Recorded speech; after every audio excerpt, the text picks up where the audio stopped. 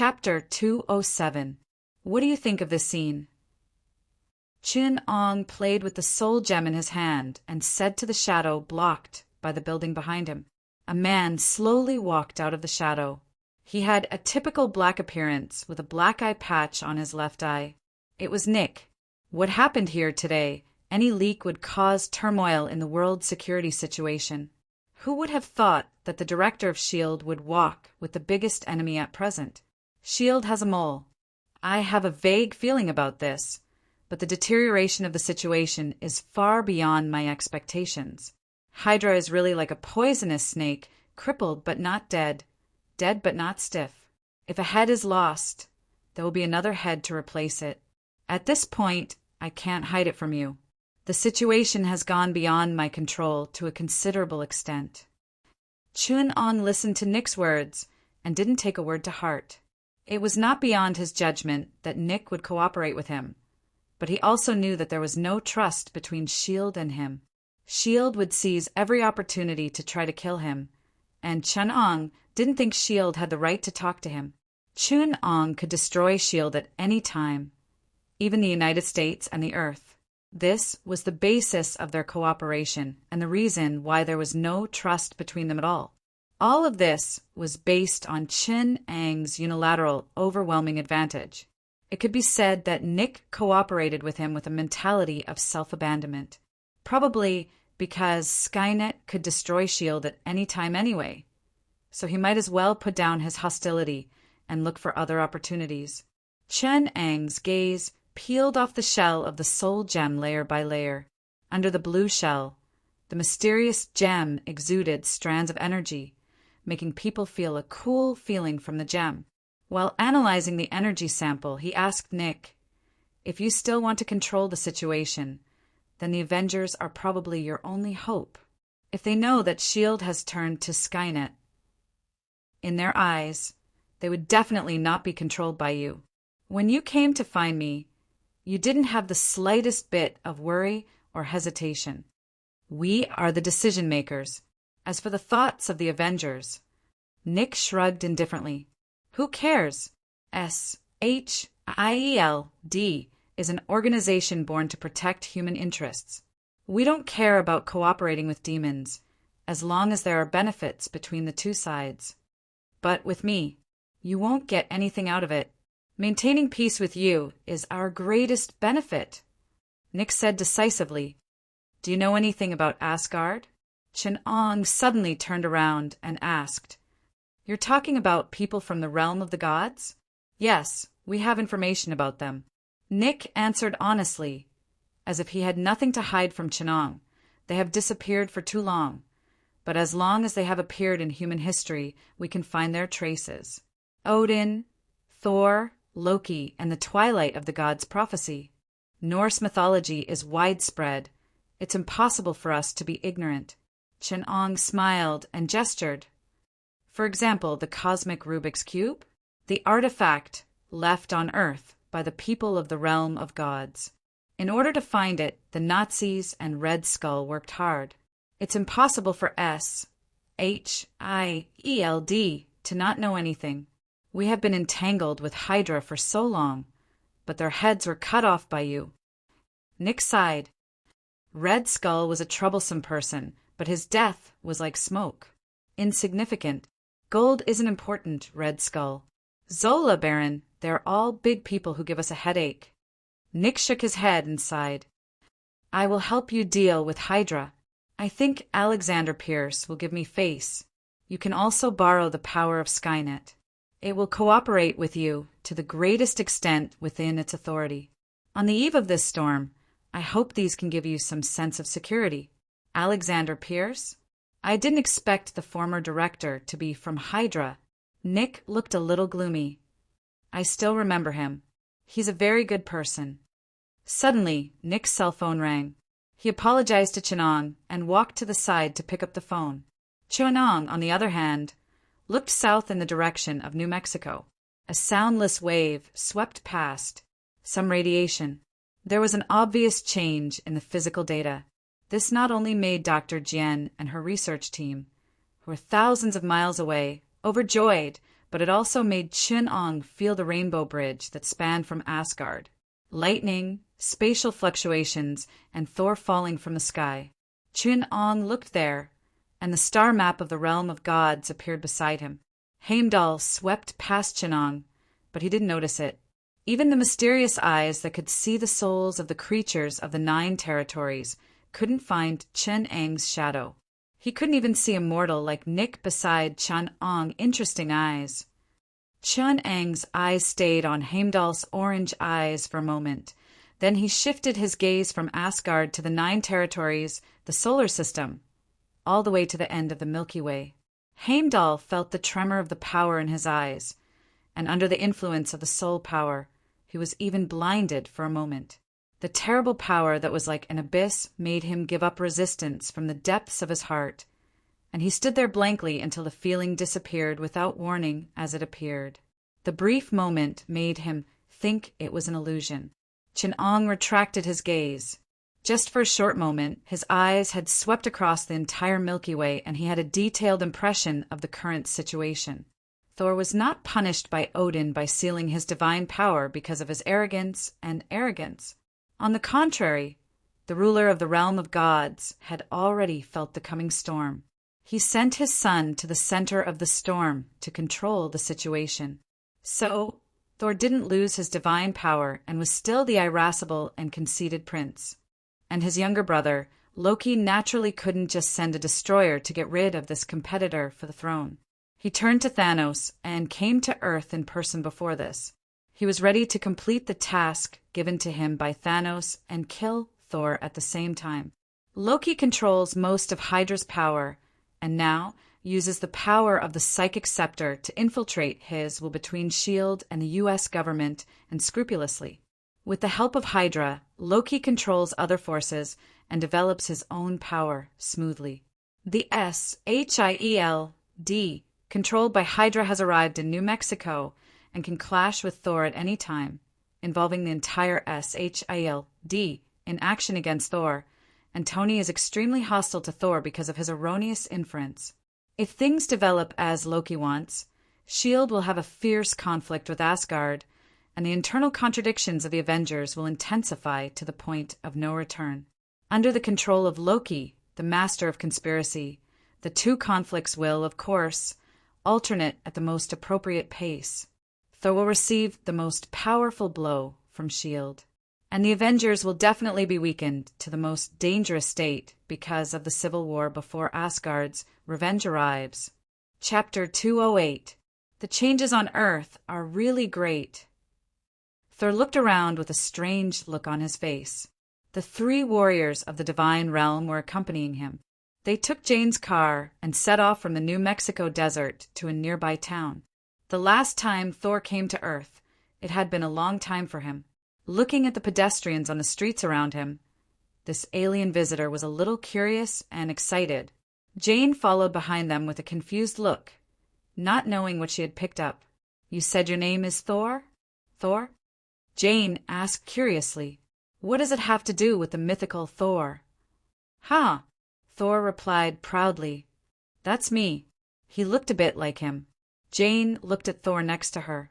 At least his face matched.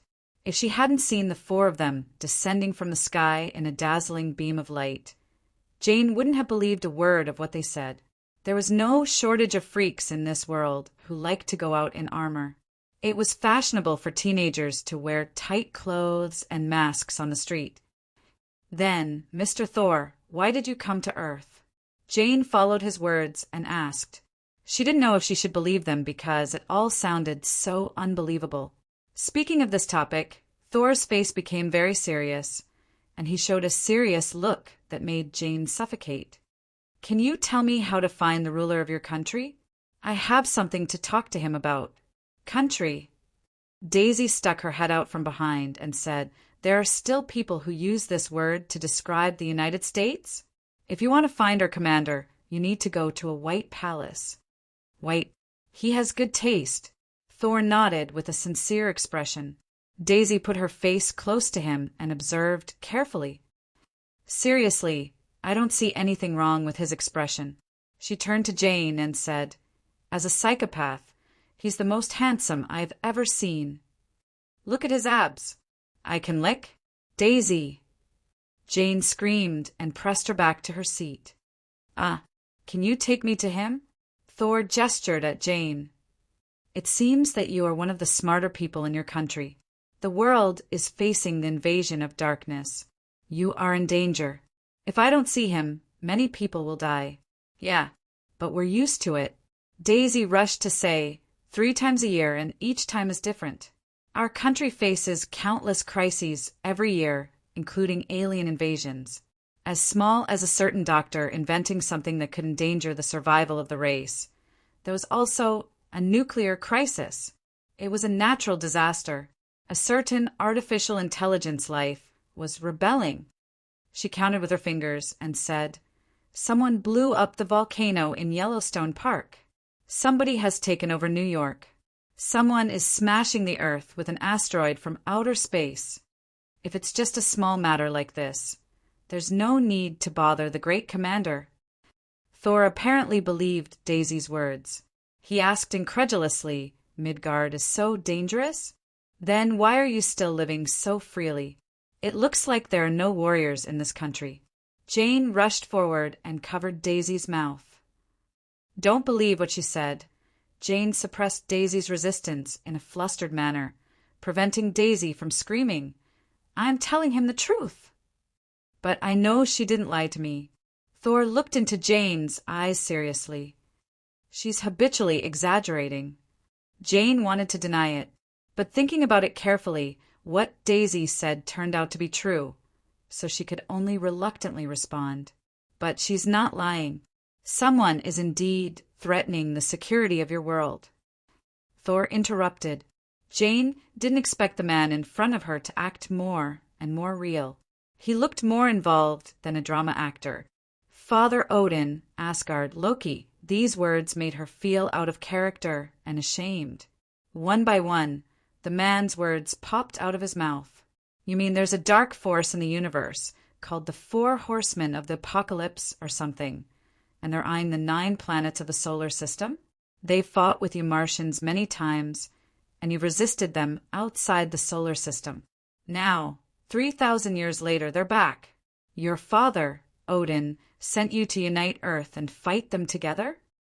Daisy was fascinated. She accurately summarized Thor's words. She commented precisely, It sounds like a space opera. Then the two of them had an in-depth conversation about the history of Earth recorded in the Old Testament, the history of Asgard and Midgard fighting against the 4 horsemen, and the history of Earth being covered up recorded in the Book of Prophecy. Wait, it's not the 4 horsemen who are threatening us. That's after Armageddon. Jane had to interrupt their conversation. There's no dark force in the universe, no 4 horsemen, no archangel, no Jesus. It's just a mad scientist who created a robot that betrayed humanity. It's all really subversive, and I think it's like science fiction. But that's the case, okay? Dr. Doom created Skynet, and then he attacked New York in a frenzy, creating this series of disasters. Jane was a little excited. It's all a tragedy. It's not material for our entertainment and fantasy. Jane's mood was very low. She was almost begging Daisy to say this. But Daisy didn't seem to hear it. She was lost in her memories and her face was dull. Wait. Daisy suddenly interrupted Jane's mood. What's the full name of Skynet? Daisy hurriedly took out her cell phone and said to Jane, Hurry up! Help me find out what the full name of Skynet is. I remember hearing it somewhere. It seems to be the first news. Heavily armed robots appeared on the streets of New York and exchanged fire with the army. These robots are very powerful, and the army suffered heavy losses. A military spokesman said these robots were controlled by an artificial intelligence called War Skynet. War. Skynet. Thor repeated the name Daisy had read out. He turned his hand and held Mjolnir's hammer. Electromagnetic force spread out from the special hammerhead and formed a wonderful connection with the Earth's magnetic field. The electromagnetic force between the two allowed Thor to freely control Mjolnir's hammer and the Earth's gravity. Can you tell me which direction New York is? Thor held the rope of Mjolnir's hammer and asked Jane to stop the car on the side of the road. Chapter 209. When Chun-Ang's gaze swept across the Milky Way from Earth, Swallow Star, who was far away in the Milky Way's first spiral arm, raised his head, and their eyes met in the endless void. This spiritual connection that transcended time and space, spanning billions of galaxies, allowed the two to complete the necessary communication in an instant. Outsider. Swallow Star's voice was long and slow, but his fear of Chun-Ang could be heard. I remember this feeling. What's your relationship with the apocalypse? The feeling you give me is exactly the same as him. That's a memory from a long time ago. Chun-Ang's emotions were strangely calm. I really want to play with you. Swallow Star's body moved a little, but it caused a universal disaster around him. The huge gravitational tide tore apart the planet next to him. But you're too far away from me. I need a lot of energy to go to you. There are fewer and fewer planets in this universe that can provide me with energy. My emissaries will find you, and they will bring my will. Chun-Ang sighed. Then you have to hurry.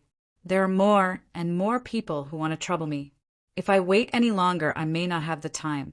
Outside New York City, the once bustling New York harbor was now like a deserted beach. Because it was too close to the Skynet base, most New Yorkers chose to leave, preferring to take a detour. Chun-Ang stood on the remnants of the Statue of Liberty. This representative building of the old era of the United States had now become the evil symbol of Skynet.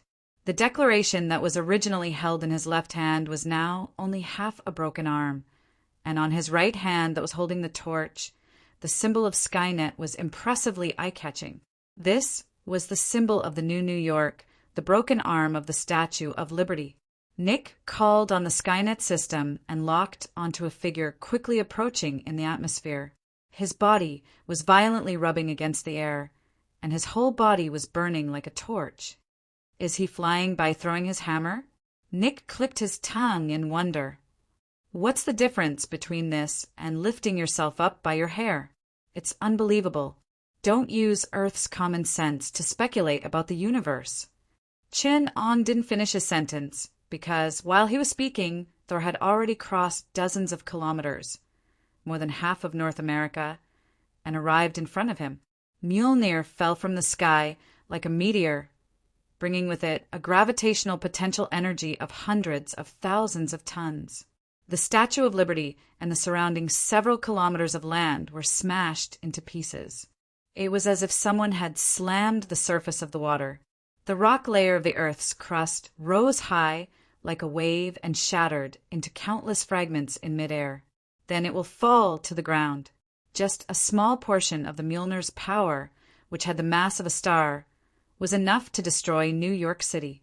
Fortunately, when Chun-Ang disappeared from space, he smoothed out the fluctuating Higgs boson field in the void, so that the mass fluctuations were limited to the narrow range of the Skynet base. Thor stood in the middle of a large, glass-like pit. The disaster-ridden Statue of Liberty finally evaporated into particles this time, and Chun-Ang, who was originally standing on it, emerged from space with Nick and stood in front of him again. Nick smiled bitterly and patted the dust off his body, quite dissatisfied with this emissary of alien friendship. Asgardian. Chun-Ang was the first to speak. Did Odin send you here to provoke me? Is Asgard impatient with peace and wants to experience the hot-blooded battle on the edge of life and death? Or do you think you have the strength to challenge me? Along with this sentence, only Thor's arrogant eyes could be seen. Mortal! Thor roared. Who gave you the courage to provoke Asgard? I don't know where you dug up and tried to control something you can't control, but you have provoked the taboo of the Nine Realms, and your actions will get you killed. Nick heard Thor's impulsive words.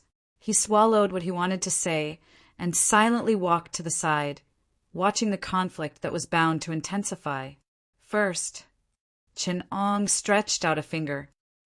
Asgardian monkey, you don't know what a mortal is. Second, Chun-Ang continued to stretch out a finger. Your understanding of me is also quite wrong. Your pride means nothing to me, and your beliefs are so ridiculous to me.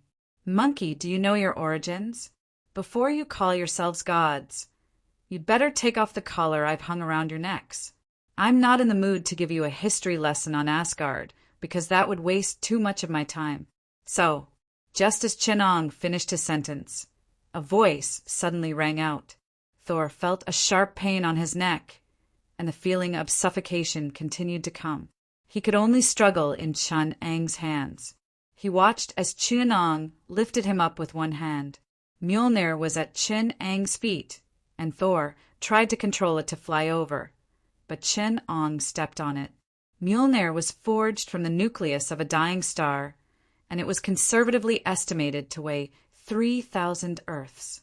The existence of this material alone was enough to tear the Earth apart. Usually it was controlled by Thor, and he could freely control its mass.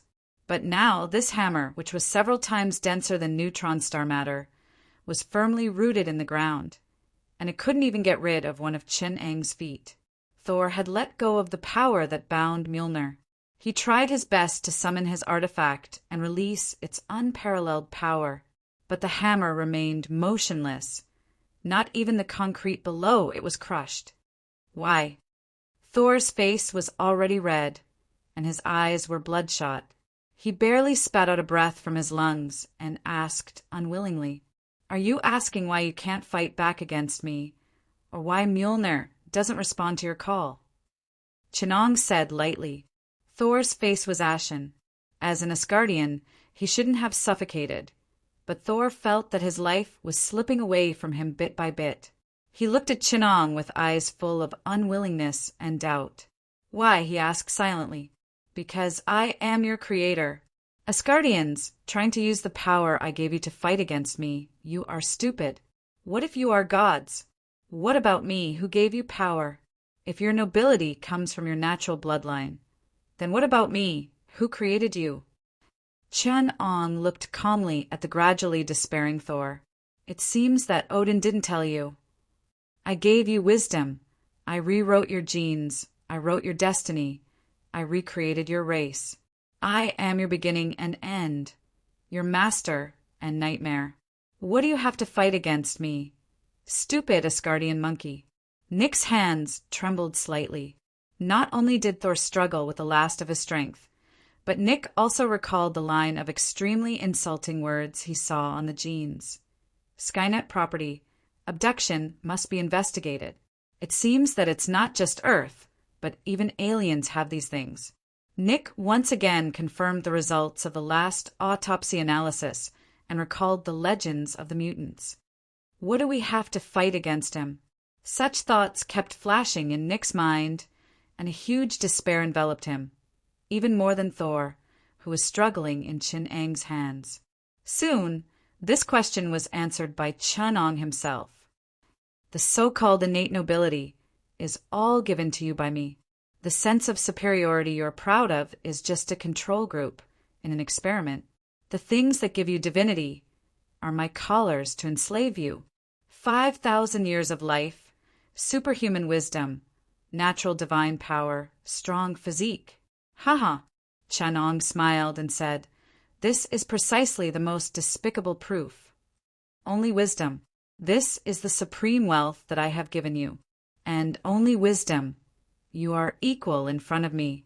Everything that comes from the power of wisdom is real, and everything that comes from the status and honor of wisdom is meaningful. The sense of superiority that your bloodline gives you is only a shame in front of me. Asgardians, prove it to me with your wisdom." Chin-Ong threw Thor on the ground. "Mjolnir is a very good creation. I can see that it was born in a very ancient era. The wisdom of your ancestors is amazing to cast a star into such a suitable substance. But the mass of all matter comes from the self-interaction of the Higgs field, which is commonly known as the God particle. Once I isolate the interaction between Mjolnir and the God particle, it will be a piece of dark matter to the mass field, unable to be affected by the mass of other matter and unable to show mass. Even though it weighs as much as 3,000 Earths, It is just a decoration. Chapter 210. With a gentle lift, Chen-Ong had already picked up the Mjolnir, which was said to be only recognized in his hand. Mjolnir was forged from the center of a planet that was about to decline, and the material density had reached the extreme. Even the Asgardians themselves had to limit the power of this artifact. Otherwise, this hammer would have collapsed and distorted into a point, and then within 20 nanoseconds, it would form a small black hole 3 times the size of the solar system. Therefore, most of the power of this weapon was used to maintain its own existence. Its gravity must be balanced with the internal force that supports the atomic structure, otherwise it would cause catastrophic consequences. In the hands of Mjolnir, this hammer was only a weapon that could change its weight, but in the hands of Chen-Ong, it was a half-formed black hole. Thor struggled to get up from the ground, and when he saw Chen-Ong carrying his hammer, he roared and was about to pounce on him. But the fluctuations of the Bifrost in midair stopped him. In the white pillar of light, Odin's figure loomed, and the violent spatial fluctuations isolated Thor from rushing towards Chen-Ong. Enough! Thor, don't let me down again. Odin walked out of the pillar of light with an angry look on his face. Holding the golden scepter in his hand, he stopped Thor and turned to Chen-Ong and said, "Dear Creator, the Asgardians pray for peace." This matter was a misunderstanding caused by Thor's impulsiveness. We are not hostile to you. I don't care if you are malicious or not. Chen-Ong said to Odin with the hammer in his hand, "You should know the rules I set. If Asgard is eliminated in this competition, I will not show any mercy. Among the many civilizations I have created, you are not the best, and you have not shown any special advantages. The civilizations that have left the 9 realms will eventually return, and you will have an endless battle with them. The competition between civilizations is always the fiercest, and the loser will not have a second chance. The Asgardians are never afraid to fight." Odin answered Chen-Ong's words with a proverb circulating in the divine realm. "And aren't you the most hostile to them? It was you who made them flee their homeland, and it was also you, so that their souls had nowhere to rest. They hate you to the core and think about revenge day and night." Odin raised his head and said in a rather imposing manner, "Now that they have returned, they are preparing to take advantage of the fact that the 4 horsemen have yet to awaken. I will send you to hell." Of course, it was impossible for Chen-Ong to be unprepared, but he believed that there was no need to prepare. Even though this was only a part of his will in this world, his knowledge, control, and wisdom would not be weakened by the absence of his true body. The pale blue psionic energy on Magneto faded little by little, revealing the human skin underneath. The psionic metal armor slowly peeled off from his body. Beside him, Scarlet, which carefully controlled her ability. The dark, red magic dissipated in the air, and the unstable energy in Magneto's body quickly calmed down. In the gene chain in his body, those genes that did not belong to humans began to degenerate and fundamentally break up and recombine. In Magneto's violent trembling, all the changes were perfect, and the genetic mutation selected the 1 in a billion probability and began to steadily degenerate. What is probability? In terms of dimensions, it was the 4-dimensional timeline that was decided at the 5-dimensional level. In terms of time, it was the possibility of what was going to happen in the next second. The future was filled with endless possibilities and probabilities. Every different probability represented a brand new timeline. Looking at the future from the present, it was all made up of probability clouds. A coin was thrown into the sky, and according to the various possibilities it fell, there would be different futures. When the future became the present, the probability cloud collapsed into a timeline, and Scarlet Witch's power was chaos magic. It was the power of controlling probability. She could choose the outcome of the collapse of the probability cloud and let the world find the reason itself. It was a powerful ability that directly determined the future. The ability to control cause and effect was chaos magic. Chaos represented infinite possibilities. Magic represented the power to realize this possibility. Just like now, Walter hoped that Magneto's transformation would reach the most perfect state, so no matter how small the probability, it would happen to Magneto. Of course, Walter's chaos magic had its flaws, even though it was omnipotent. Although this ability was omnipotent, the lower the probability, the more power it took to realize it. This ability first needed to see all kinds of possibilities in the future, then lock onto the outcome that Walter needed, and the timeline would naturally be established. It could be said that Walter determined the outcome of things, and the reason would naturally be filled. This would become an inevitability in the law of cause and effect.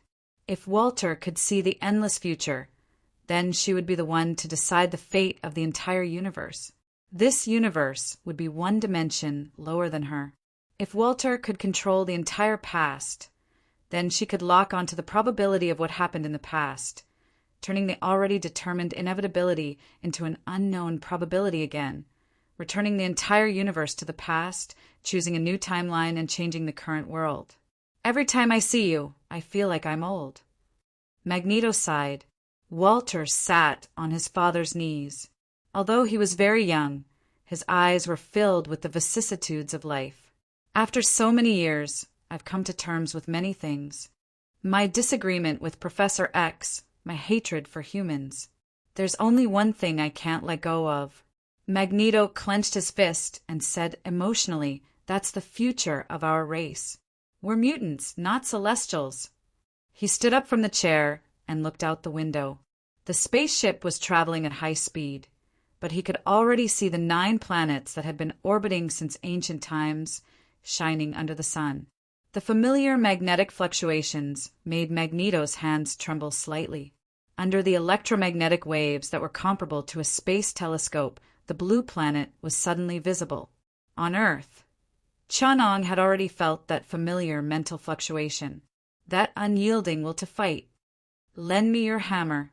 Chunong greeted Odin, holding Mjolnir upside down. He gently knocked on the void in front of him. A black hole silently melted out of the space, devouring all the electromagnetic waves that radiated from it. Chunong used Mjolnir's powerful mass to distort space to form a black hole, pulling the space to a relative extreme of curvature. It was like opening a wormhole in space, and he could instantly reach the range of Mjolnir's mass. This was the Einstein-Rosen Bridge, which was also known as the Rainbow Bridge by the Asgardians. However, the miracle that the Asgardians needed to use large machinery to accomplish. Chunong only needed to use Mjolnir's half-finished black hole to do it. Even more extreme, Chunong could do it with his own power. Chapter 211. Jordaheim was a dead planet. It was covered with dark blue glaciers. Strong winds passed through the ice, and oddly shaped icicles whistled in the wind. As far as the eye could see, it was a monotonous blue. It was like a lifeless land of death. Neptune was 30 times farther from the sun than Earth, and its solar radiation intensity was only 1% of Earth's. Therefore, the temperature here was below minus 200 degrees Celsius all year round. It was a forbidden zone for life, and the barrenness of species was comparable to the extreme environment of Earth. Only magical species like the frost giants could survive here. But today, Jordaheim welcomed a group of uninvited guests. Magneto walked on the ice and snow on his way to the frost giants' settlement area. Although he only had a human body, Magneto's body was covered with an electromagnetic layer 30 feet in diameter, enough to allow him to move freely in this environment. He could already apply his ability to the atomic level, and the title of Magneto was more of a nostalgia for him. Matter was infinitely subdivided under his control. Even the fragile human body could receive the oxygen, radiation, and gravity adjustments from the electromagnetic layer. It could be said that Magneto was carrying the best spacesuit with him. "Wanda, are we almost there?" Magneto took a deep breath and asked. "The frost giant King Laufey is just ahead. Because of Loki, the frozen magic box has returned to his hands." Wanda was exposed to the extreme frost, moving freely as if the cold ignored her flesh and blood. Magneto looked in the direction of Earth and confirmed with Wanda again, Are you sure he will come here? Wanda, you have to help me choose the only possibility. As long as we have the possibility of defeating him, we will win. At this time, every choice is crucial to us, because the future lies in the slightest bit of it. My ability ensures that every choice we make is the most correct. Only here can we contain him to the greatest extent and create a favorable situation for us. Among the countless possibilities on Earth, there is a 91.2% chance that we will all die, and in the remaining 7%, the final outcome is also failure. In Wanda's perception, the world seemed to be divided into countless parts. Her senses wandered in the river of time, and the shadows of the world overlapped into countless layers of light and shadow in her eyes. Walter could see herself and the elite team of mutants. The group of people who descended on Earth soon encountered Chenong, and then a fierce conflict ensued. She could see that most of these shadows had met the members of the Avengers, and they were cooperating with each other. They also clashed fiercely because of their different ideologies. As time continued to move forward, the illusions began to shatter one after another. The mutants joined forces with the Avengers to fight against the apocalypse. The moon in the sky opened up a Skynet base. The mutants sleeping on the dark side of the moon woke up and turned the Earth into a giant insect nest. In order to save Earth from the hands of the apocalypse, the Avengers were forced to fight to the death with the mutated squad. In the end, the team's illusions were destroyed in a cruel battle. The mutants fought against the apocalypse alone. Magneto was killed by the apocalypse at the first moment. The plague lurking in the sea of consciousness of all creatures on Earth infected through the mind. It caused the mutants to die one by one. The illusions were destroyed. This time, Walter was prepared to perish together with the apocalypse. The moment he arrived on Earth, he only had time to see Chenong before the illusions were destroyed. Once again, Magneto was prepared to detonate the sun and destroy Earth. 12 light years away from the solar system, the Milky Way suddenly flashed violently. The billions of stars reconstructed by Skynet extended their turrets and exploded simultaneously. The illusions were destroyed. The professor's mind joined forces with Magneto from countless light years away. The two of them created a huge mental storm, trying to change the personality and mind of all intelligent life in the solar system. In the end, it led to death. The illusions were destroyed. The last time, Walter thought of all ways to maximize the advantage of the situation. The Avengers were their allies. The true bodies of the 5 universe gods descended, and the entire astral race returned. In the end, the 4 horsemen all woke up. In the end, Walter only saw the apocalypse revive in the endless light, and a vast war descended. The illusions were still destroyed. Countless possibilities, countless paths for the future. Walter desperately searched for a turning point on the probability cloud, but the result was death after death. Again and again, the illusions were destroyed. Again and again, he saw his father and best friend die. In the end, Walter realized that as long as they left Earth, the 4 horsemen of the apocalypse would not appear. After the best choice, they came to Neptune, Jordaheim. The apocalypse is very well prepared on Earth. There, he can get the support of the 4 horsemen at any time. At this point, Walter paused and replied, "And he's already here." Hearing this, Magneto closed his eyes. "The apocalypse, where are you?" While thinking, the electromagnetic field controlled by Magneto has spread to the entire planet. Between atoms, and the electromagnetic force in the atomic nucleus continues to spread in all directions in his perception. The only elemental substance that makes up matter, the endless atoms, provides endless energy and carriers for this electromagnetic field. The electromagnetic field swept across the surface of the planet, then spread to the atmosphere, and by relying on the material structure of the yard, it spread to the core of the planet. All the matter that made up the planet, including the body components that made up the frost giants, were included in this electromagnetic field. In just an instant, Magneto completed the search and monitoring of the different radiation and electromagnetic waves of the entire planet, using all known means to scan the electromagnetic properties of matter. No, Magneto opened his eyes and couldn't find Chinong at all, although Walter had already hinted to him. If Chinong didn't want to, he would be like dark matter, no one could find him. Come out. Magneto suddenly shouted to the side. A huge shadow flashed across the glacier, and a dark, blue-skinned giant walked out from the depths of the glacier, looking down at Magneto and the others. Behind him, there were countless similar shadows, appearing and disappearing nearby. Isn't this where you should be? Who are you people? The tallest man among the frost giants stood on the glacier opposite Magneto. Frost giants. Magneto looked at them coldly. Before the apocalypse comes, all of you get out of here. There was no warmth in Magneto's words. Before this, he had already confirmed with Walter that no one would be able to help them. On the contrary, these people would only have a negative impact on them. He needed the frost giants' ice magic box, but he didn't need them themselves. In a battle at this level, the more variables there were, the more disadvantageous it would be for Walter to use his abilities. Because Chinong certainly didn't care about the combat power of the frost giants, but they would interfere with his side a lot. Are you looking to die? Following Lauren's shout, countless frost giants appeared from all directions.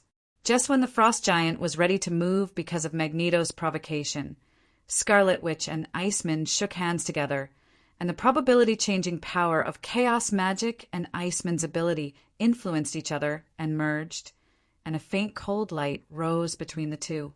On the timeline, the energy invaded the future, giving Laufey a sudden feeling of impending disaster. Our ability combination has not been tested yet, so we urgently need someone to prove it on the spot, Walter said to Laufey. You can only blame your bad luck. Iceman said, Iceman can turn everything into frost, but he can't use his ability very successfully, but Walter can help him, among the countless possibilities, to lock on to the one he needs. The frost spread, turning everything into ice and snow. The giants named after the frost turned into countless ice sculptures, still maintaining their appearance when they were alive, but they had long since lost the breath of life. Laufey stood on the glacier, her whole body frozen in place. Find the ice magic box, Magneto said. Iceman controlled the glacier to send down the dark blue magic box that Laufey had carefully kept and handed it to Walter. Magneto walked straight through the lifelike ice sculptures.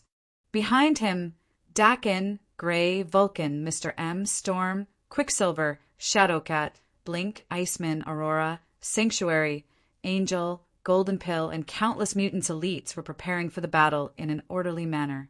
Chapter 212. Heimdall stood on the Bifrost, watching the Nine Realms as usual, but this time he focused most of his attention on Jordan and Heim.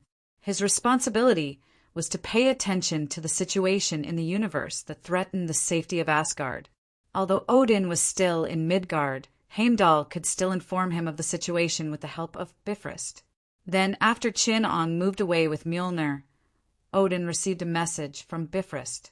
Heimdall's message came very timely and very short.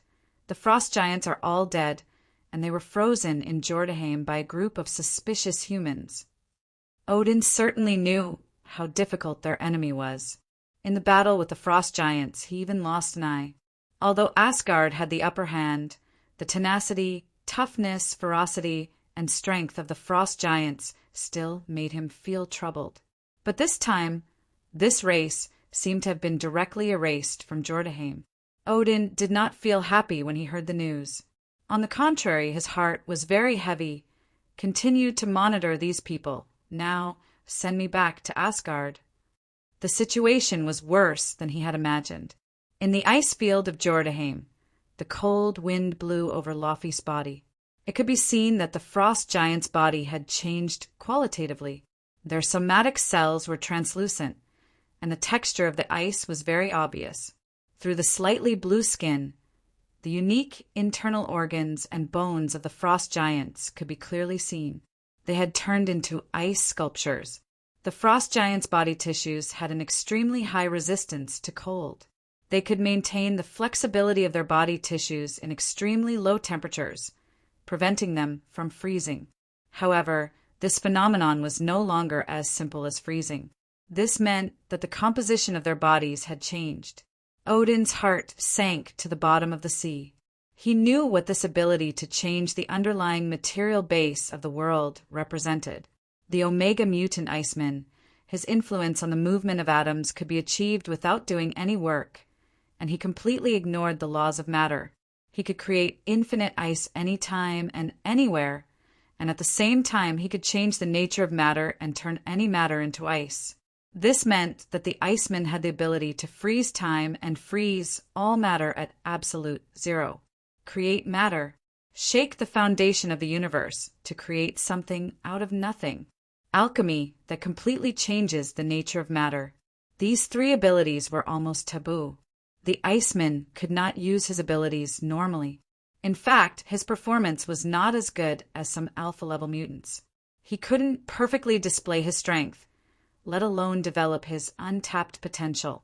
But under the control of Scarlet Witch's chaos magic, it locked onto the limits of Iceman's ability. Over here, there are as many as 12 mutants with the same or slightly worse potential as Iceman. Some of them were Omega-level mutants, while others had special potential. With the help of the Scarlet Witch, they were able to survive. He used his strongest state to display his strength. And when Chen-Ong faced them, he didn't mean to hide at all. He simply and directly stood opposite Magneto. On a vast expanse of white land, a person walking towards them was very conspicuous. If they were on Neptune, they would be even more conspicuous. Chen-Ang's appearance hasn't changed much.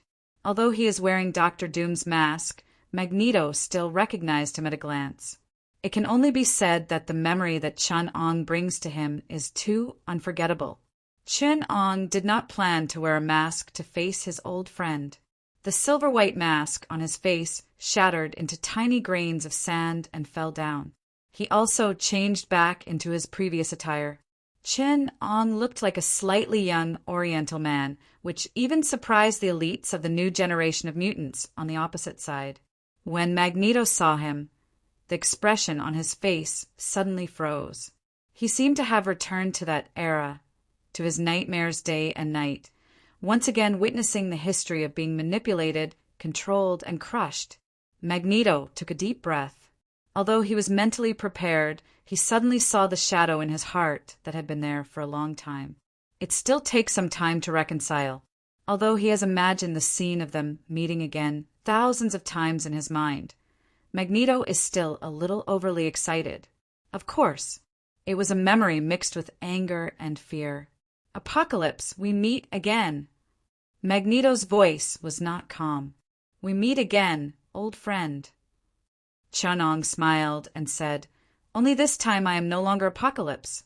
I am Dr. Destruction, SHIELD, as Chief Wanted Fugitive, the controller of Skynet. I know. Magneto nodded and said, I have seen the other Apocalypse, but I will still call you Apocalypse. Just think of it as the stubbornness of the old. The world has changed too fast. Familiar names remind me of the past. Magneto adjusted his posture, and the little movements with the habit of celestial disappeared. Standing in front of Chen-Ong was an old man from the 20th century. Professor X disagreed with me. He tried to stop me from coming to see you, but I knew that we would meet eventually. Time can't stop us, space can't stop us, and other things are the same. There are some things we need to end, so there's no point in hiding, and I don't want to escape. You are right. Chen-Ong agreed. If you wait any longer, you will have no way to escape. Even in this universe, we have never gotten rid of your control and influence, so we are destined to face you again, because the Four Horsemen and the other Apocalypse will not exist without meaning. Their meaning can only be reflected on us. Besides, for freedom and survival, we have no choice. Magneto's slightly bent waist suddenly straightened, and he stood in front of Chen-Ong and said, So I told him, our world is just a huge cage. We have never been free, and from the moment we left our homes, the free air we breathed was an illusion. The truth is, we live in a lie. A complete scam and lie created by you. Magneto's gray hair was trembling a little. He looked at Chinong, and under his calm expression, he suppressed huge emotional fluctuations. Wanda stepped forward anxiously and stood in front of him. Magneto pulled her away. He was waiting for Chin-Ang's answer. "Do you believe in fate?" Chen-Ong asked an unrelated question. "No. Why not?" Magneto's body tightened in an instant, and he looked up at Chen-Ong and said word by word, "The so-called fate refers to involuntary actions, and I don't like this concept." Chun-Ong smiled, and he recited in a movie dialogue, "I know what you mean. Let me tell you why you are here. You are here because you have realized something you can't explain. But you can feel it. This feeling has been with you your whole life. There must be something wrong with this world. And although you can't say it, it must exist. This feeling is like a thorn in your heart, making you restless. It is this feeling that brought you to me.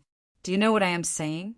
Magneto's tears gushed out at once, and turbid tears slid down his cheeks, and his hands trembled uncontrollably, making him look less like a powerful warrior and more like an old man in his twilight years. He suppressed his anger and gritted his teeth with the last of his sanity and asked, "Dimensional reduction matrix. Do you want to know what it is?" Chin-Ong didn't seem to feel guilty, and he replied calmly, "Do you think the Prophet bought you enough time? Or if you escape from this universe, the dimensional reduction will no longer exist? Skynet is the carrier of dimensional reduction, and the main program is completed by the Four Horsemen. Since the Four Horsemen still exist, what makes you think you have escaped? Do you think the Four Horsemen are tools for me to control you? Do you think it is a disaster that destroys civilization at will? In fact, they are just a program of the entire main body. What really controls you is the world that blinds your eyes so that you can't see the truth. Is the world we are in now an illusion or a reality?" Magneto couldn't help but ask, "It's not as bad as you think. If I just transferred your consciousness to a low-latitude universe, why would I have to make it so complicated? You can all create quantum computers and virtual worlds.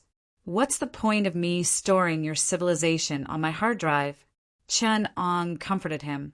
"I just want to try to reduce the dimensions of a universe, which means that I need to thoroughly understand this universe in order to master the two orders of information that overflows the universe.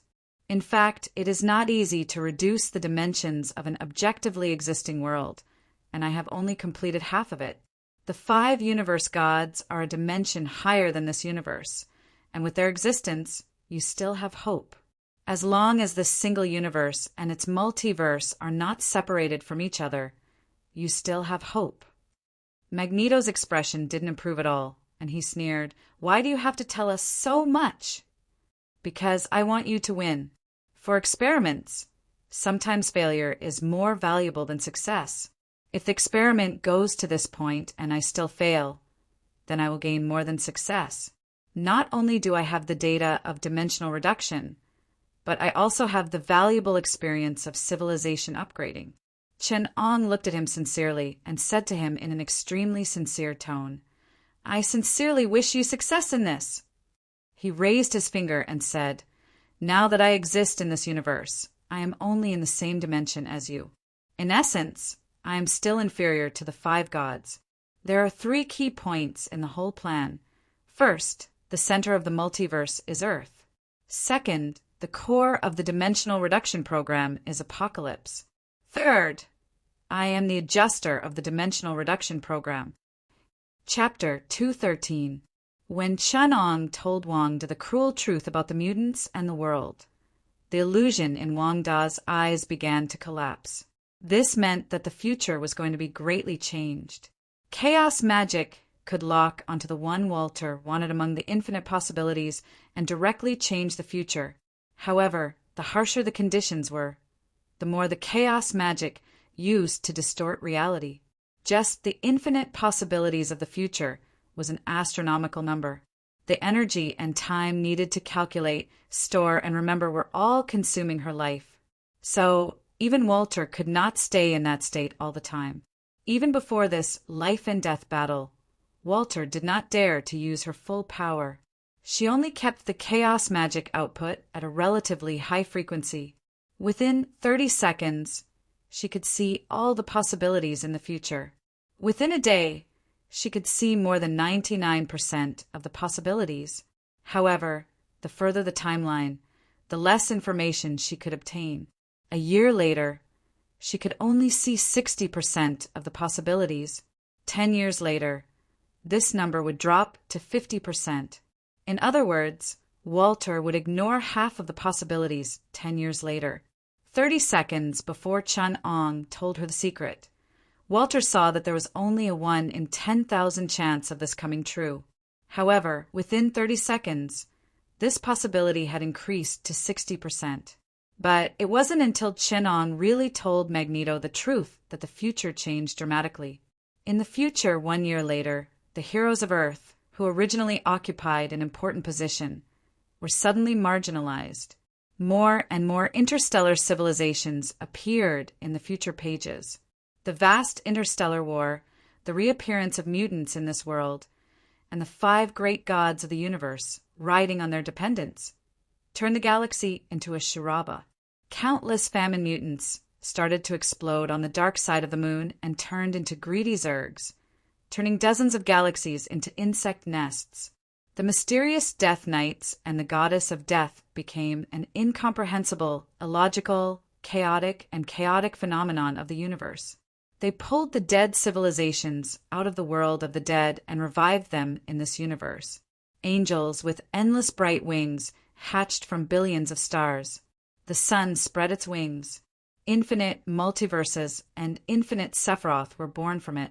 They gathered on Earth to become one and only Seraph. They ruled dozens of galaxies. Angels hatched from infinite stars and planets. They were emissaries born from the plague of the planet. These nightmarish existences greatly impacted Walter's mind. Hunger, pestilence, and death. Just one look at them would cause one to suffer from a strong spiritual corruption. With Walter's pure essence, looking at these existences that were as glorious as the sun caused considerable damage to her spirit. Not to mention that there were 5 universe gods who were on the same level as her. At this point, Walter felt as if his brain was suddenly being bombarded by endless, incomprehensible, and completely chaotic information that was filled with wisdom and truth. She felt the soreness, itchiness, swelling, and extreme pain from the depths of her brain, making her want to smash her head with an axe, incinerate the brain with fire. But this was not the cruelest part. What was worse was the information about existences that were completely different from humans, the existence of the universe gods, and the nature of the 4 horsemen of the apocalypse. These non-human radiated information almost destroyed her personality. Wanda! Magneto saw Scarlet Witch's twisted expression like a ghost, and the painful voice that was unbearable to listen to, and hurriedly held his daughter in his arms. "Father, I'm in so much pain." Walter clutched him tightly, enduring the pain from the depths of his soul. Also did Jen Norona Kavaguda. Walter's body began to twitch in Magneto's arms. She made some strange syllables from the depths of her throat, making people feel a chaotic evil aura spreading from her. What's going on? How could this be? What's wrong with her? Please tell me what's wrong with her. In his anxiety, Magneto couldn't care about anything else. He directly asked Chun Ong. Chun Ong told Magneto regretfully she left. Chaos magic is a powerful force, but it is also a dangerous existence. It is impossible for humans to master this power. Only by sublimating themselves like me, or by throwing themselves into chaos and becoming an evil god of chaos like the great old ones, can they master this power. Every time she uses her ability, she gets closer to the evil god, until she completely loses her human characteristics. She becomes another great outer god. Magneto fell into silence. He held his daughter tightly and suddenly looked up and asked, "Is there any way to save her?" Chin Ong shook his head and said, "This is the inevitable end of her soul. Chaos magic is her essence. We can only delay the process, but we can't change the result. Going crazy is just her initial appearance. Then can she get the power to fight against you?" Magneto had regained his composure. He stood up with Walter in his arms. "Of course." Chen Ong smiled and said, "The great old ones are a way of existence in a higher dimension. Of course, she can get the power to fight against me." "That's good." Magneto's eyes were really sad. He put his hand on Walter's head and said sadly, "I love you, Walter, but you are no longer our compatriot." A powerful electromagnetic wave vibrated out of Magneto's hand and completely destroyed the personality in Walter's brain. "Father, why?" Walter's personality left one last question. Despair, disbelief, and the pain of faith collapsing made it hard for the others present to accept. Dakin grabbed Walter's body from behind and asked Magneto, "What are you doing?" "She is no longer our compatriot," Magneto replied coldly. "Even if she is, she can be sacrificed for the future of the mutants. We need her power to fight against the apocalypse." After Walter's personality dissipated, the side of the great old ones completely took over. There were no human shortcomings, and the ultimate power of chaos magic was used perfectly. The endless chaos information of the future was easily accepted. The powerful chaos magic had truly reached the level of distorting everything and changing the universe with a single thought. Dakin and the newborn Scarlet, which saw the end of the endless possibilities of the future. It was a patch of darkness, and countless bright futures were drawing closer to this patch of darkness. An endless loneliness, endless void, endless darkness. The only thing that existed was the nothingness of nothingness. The timelines that spread out to countless possibilities were gathered together and sunk into this darkness. It was as if the ending of a story had been revealed, and the infinite possibilities of the future collapsed into the only darkness. 80%, 90%. The darkness gradually swallowed all the futures, leaving only a tiny bit of light. That was the infinitesimal unknown, the one that escaped. The one that prevented this world from becoming a book, a few movies, and a fixed collection in Chin Ang's hands. It was the one ray of hope that kept this world from being dimensionally reduced. It was the variable supported by the 5 universe gods and the protagonists of this universe. The time for this darkness to descend was 10 years later. There was an infinite future in these 10 years. 10 years later, there was only a dark future and a sliver of other possibilities. This world only has a sliver of hope. A bone-chilling coldness rose in the hearts of Dakin and the Scarlet Witch. Even the madness of the great old ones was interrupted. This evil god of endless chaos, if dimensionally reduced, was as good as dead. At this moment, the entire world only had one enemy. In the darkness, everything disappeared. There was only an invisible shadow flipping through a book. The sound of pages flipping was crisp and melodious. Even in the darkness, Dakin and the Scarlet Witch could imagine such a scene. A person who looked exactly like Chin Ong was flipping open a book in the void. The pages quickly slid past his fingertips. Every page was a time and space, and every page was a world. The thick oil paint painted them vividly and exaggeratedly, telling the story of this world. Finally, Chin Ong closed the title page, revealing the name of the book, Marvel. Kill him. Chapter 214. The first to react was not Magneto. In a femtosecond relative to the low-speed universe, Quicksilver arrived in front of Chin Ong, carrying enough energy to destroy all matter and even space, and slammed a punch towards Chin Ong. Quicksilver is really fast. Even at the speed of light in a femtosecond, it can only travel 3 microns, less than 1/100th of a strand of hair. It takes 1 to 1 femtosecond for an atom in a molecule to complete a typical vibration. It usually takes hundreds of femtoseconds to complete a rapid chemical reaction. The interaction between light and the pigment on the retina, the process of producing vision, takes about 2 femtoseconds.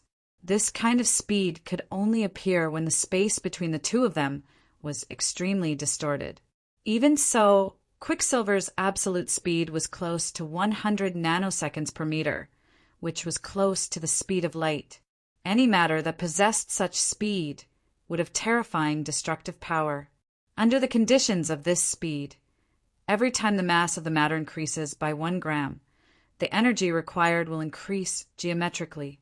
At Quicksilver's current speed, the high temperature, high pressure, strong energy, and force generated by hitting the matter can directly trigger the nuclear reaction of the matter's atoms, and the energy generated by the impact with Chunang's body is enough to blow up the entire Neptune.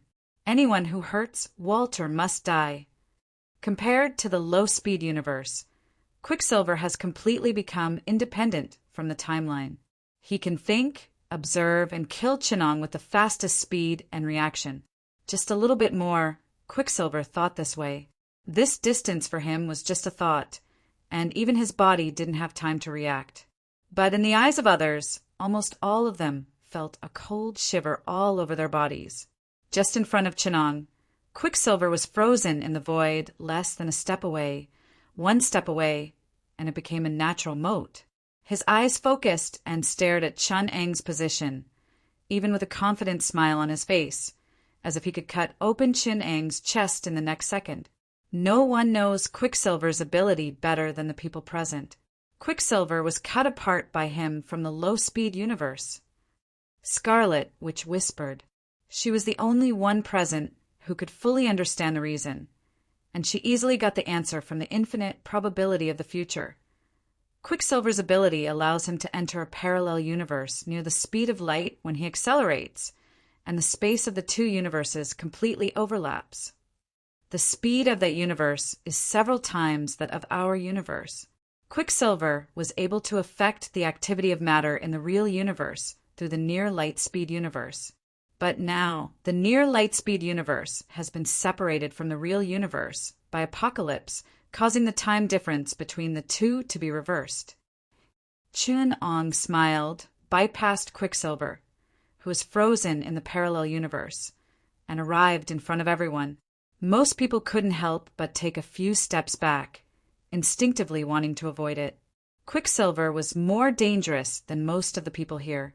In the hands of this person, it was like child's play.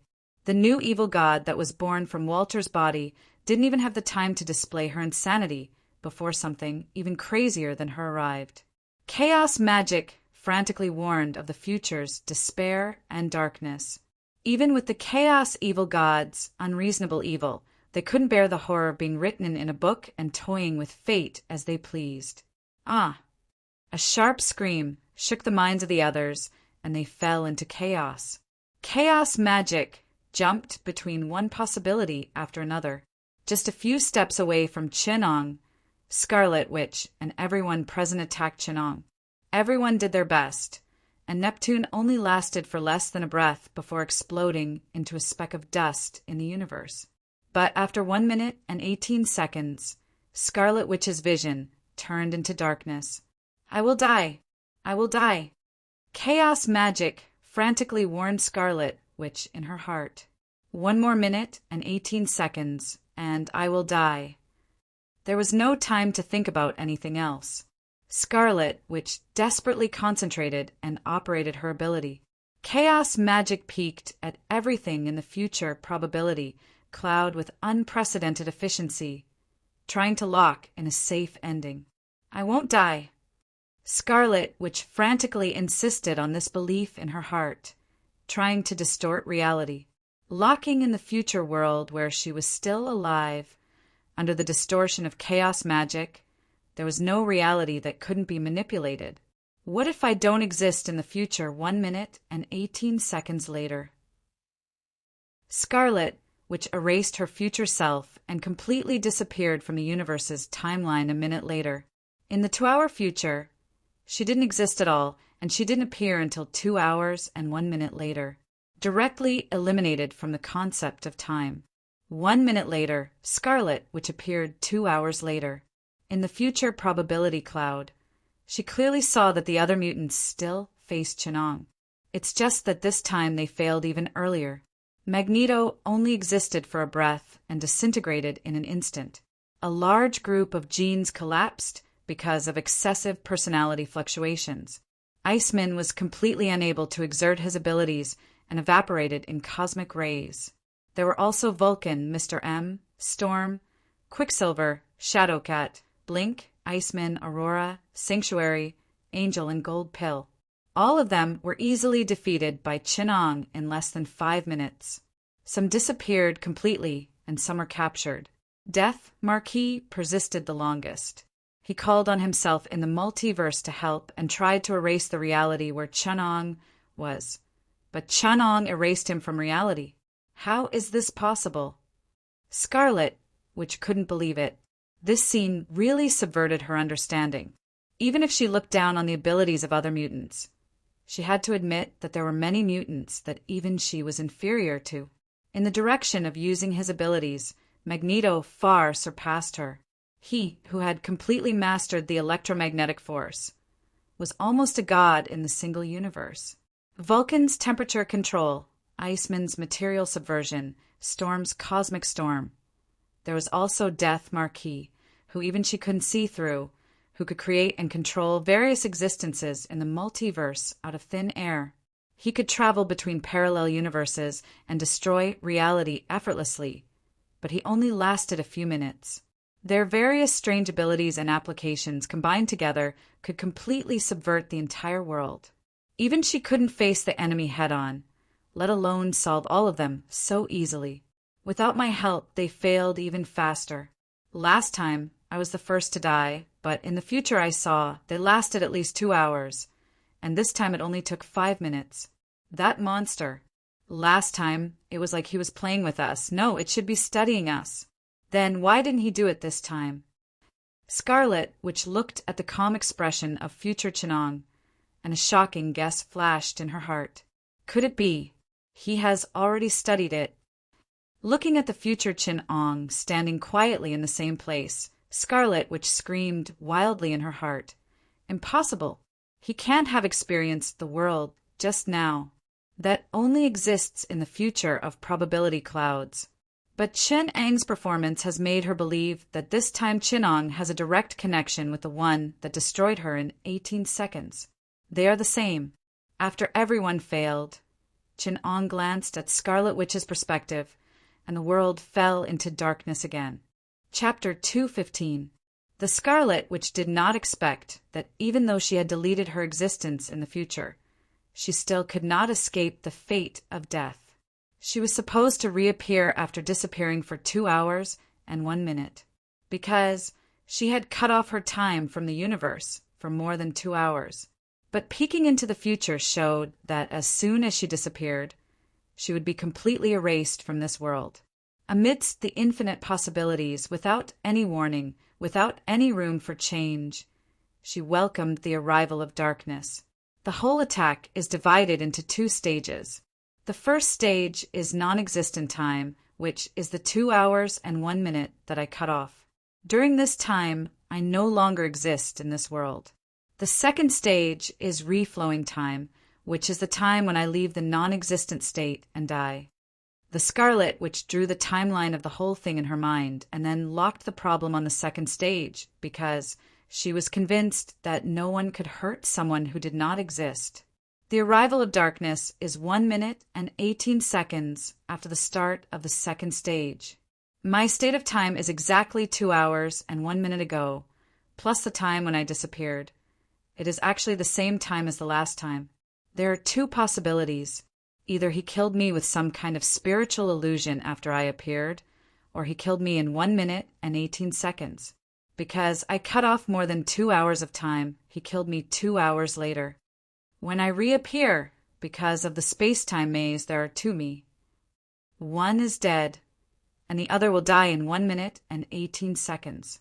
So I won't appear and will lose my perception in 1 minute and 18 seconds. The Scarlet Witch had to admit that things were developing toward the worst situation. Based on the current direct probability, whether she raised her hands to surrender and ushered in the dimensional reduction catastrophe 10 years later, or fought back and died in 1 minute and 18 seconds, the outcome was hopeless. The situation had developed to the worst point, although for the Scarlet Witch, it was somewhat ridiculous, but it had been proven that even the magic of chaos could not change this fact. If it was the original Scarlet Witch, she would definitely be helpless, but after being swallowed by chaos, the Scarlet Witch really had the possibility of breaking free from this fate. The current ability of the Scarlet Witch could only manipulate the magic of chaos to distort the present reality to change the future. She could not change the time and space that had been determined in the past. And the ability of the magic of chaos could only change the first cause, which was the logical pattern of cause-effect. He could change the cause and obtain the result, or he could directly change the result and create the cause. On top of that, there was the second and third cause, which was the cause repeated distortion. With her original ability, she could only change the outcome of the future. But the third cause would give her not only the ability to change the outcome of the future. Furthermore, it was a heaven-defying ability to know the result of the second cause based on this result. Just like flipping a coin to make a choice, the original Scarlet Witch could distort reality and choose any outcome, heads, tails, or anything else. But now, not only would she know the outcome of any future, she would also know the outcome of the future after she distorted reality. The difficulty of processing light information would increase by several levels, not to mention the fact that he could go back to the past. The ability to distort reality by changing the cause of the past. The Scarlet Witch, who possessed the power of chaos, had countless opportunities to change the future. In theory, she was omniscient. It was omnipotent. Every time she distorted reality, it would cause the probability cloud in the future to change, and it would give her another chance to find the result she wanted, until it locked onto the one and only perfect world line. Walter separated the futures one by one and carefully screened them. Looking at Chun-Ang's half-smile on the screen, she had a subtle premonition in her heart. She felt that everything she did was under the control of that man. It was as if he was also in this infinite space and time, distorting the probability cloud and twisting every possibility into the direction he wanted. In the space-time illusion, she directly distorted the entire world. If she couldn't change Chun-Ang, she might as well create a new world line. Find a future without Chun-Ang lock onto the effect of Chun-Ang's non-existence, and let the world provide the cause. The mutant Franklin created a new universe. In just 3 days, the 4 horsemen of the apocalypse appeared there, and then the small universe that was in a lower latitude than the real universe became a new project of the apocalypse experiment. All the mutants were still imprisoned in that low-latitude universe. The cause of Chun-Ang's non-existence couldn't be established, but at this moment, the Scarlet Witch was no longer worried. She believed that the future had infinite possibilities. No matter how powerful Chun-Ang was, as long as there was a future that wasn't in his control, she could make that future come true with the power of chaos. Chun-Ang was like a boss in a single-player game that could be saved countless times. No matter how powerful he was, in front of the Scarlet Witch who could be reborn countless times, he would inevitably be defeated. What's more, this player didn't save the game, but directly locked the game through the game's back end. The universe was destroyed by the power of the Phoenix, and the apocalypse restarted the universe. The universe was destroyed by the 5 gods, and the apocalypse restarted the universe. The universe was destroyed by the Hulk, and the apocalypse restarted the universe. The universe was shaken by Magneto, and the apocalypse restarted the universe, one by one, crazy, subverted to the impossible, and finally ushered in destruction, either at the hands of the 4 horsemen of the apocalypse or by mutants or other powerful existences in the universe. But it was useless. Every variable was locked on to an ultimate program for destruction. Then the apocalypse appeared. The first and last mutant, the one named by Chinong, always came out to clean up the mess. Everything returned to nothingness, and then everything was born again, and the universe started again. This was the ultimate defense of Chin-Eng's laboratory. In order to prevent unexpected accidents from happening in the experiment, the experimenters would usually introduce the accident into a prepared and fixed program. This kind of situation was usually the simplest destruction program, destroying the universe and burying all kinds of accidents. Then the experiment would restart. The 4 horsemen of the apocalypse usually performed the program, and sometimes the apocalypse would do it himself. But Chenong always watched from the sidelines because the destruction program was also part of the experiment. The player, Scarlet Witch, opened the cheat program, but found there was no happy in this game. All endings led to destruction or control. The developer of the game program, Marvel. The cracker of the game program, Chenong. The runner of the game program, Apocalypse. Jumping in the endless timelines, the Scarlet Witch frantically searched for all kinds of different possibilities in this world. But it was as if there was a ghost staring at her. As long as the world exceeded the normal plot, it would all be destroyed, and the only plot that Chenong gave was the reduction of the dimension of the universe. The world that Scarlet Witch experienced exhausted countless possibilities in the future. S.H.I.E.L.D.'s Sentinel program was successful. The Avengers split into 2 camps. Loki framed Thor, triggering a war between Asgard and Earth. The Avengers teamed up with Skynet to fight Ultron. Thanos collected 6 Infinity Stones and came to Earth. But the slim hope did not appear at all. So 10 minutes after the Chaos magic was fully activated, Scarlet Witch's Chaos side chose to self-destruct, and the personality infected by Chaos gave up trying and returned to Chaos. In front of Magneto and others, Scarlet Witch opened her eyes again and pushed away the large group of people who wanted to help her. She glanced at the world blankly and suddenly asked Chenong, "Are the possibilities of the future really infinite?" Chenong nodded and said, "Yes, but there is a limit to what you can see, and the possibilities you can see are not infinite. So even in the infinite possibilities, I can't get rid of your control? Our level of life is the same, but the volume is different. The world line that you can cover is already under my control. We are like shadows covering time and fate. The reason why you failed is that you have never walked out of my field. My future is broader than yours." Scarlet Witch smiled sadly and looked at Chenong and said, "This is not all the future I can create. There is another choice that I have not tried and will never be able to repeat.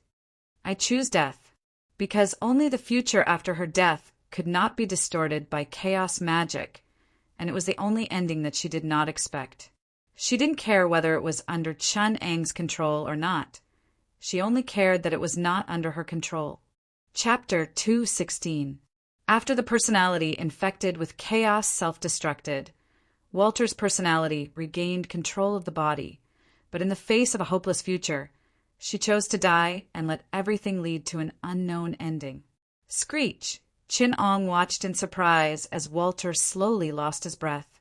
He could feel Walter's memories, emotions, and everything that made up her personality being actively infected by Dakin in the form of a meme. This caused a subtle change in Dakin's temperament. The aura on his body became more and more like Walter's. Even though this change was very small, it still did not escape Chin-Ang's eyes. Absorbing other people's personalities? Chin-Ong analyzed it curiously and found that it seems that Dakin's ability is not imitating other people's personalities, but a kind of inheritance and absorption.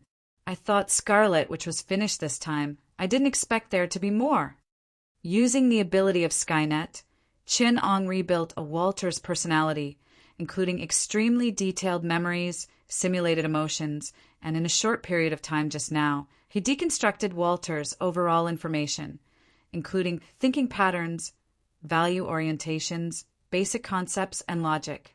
It's just that this personality was seriously contaminated by chaos.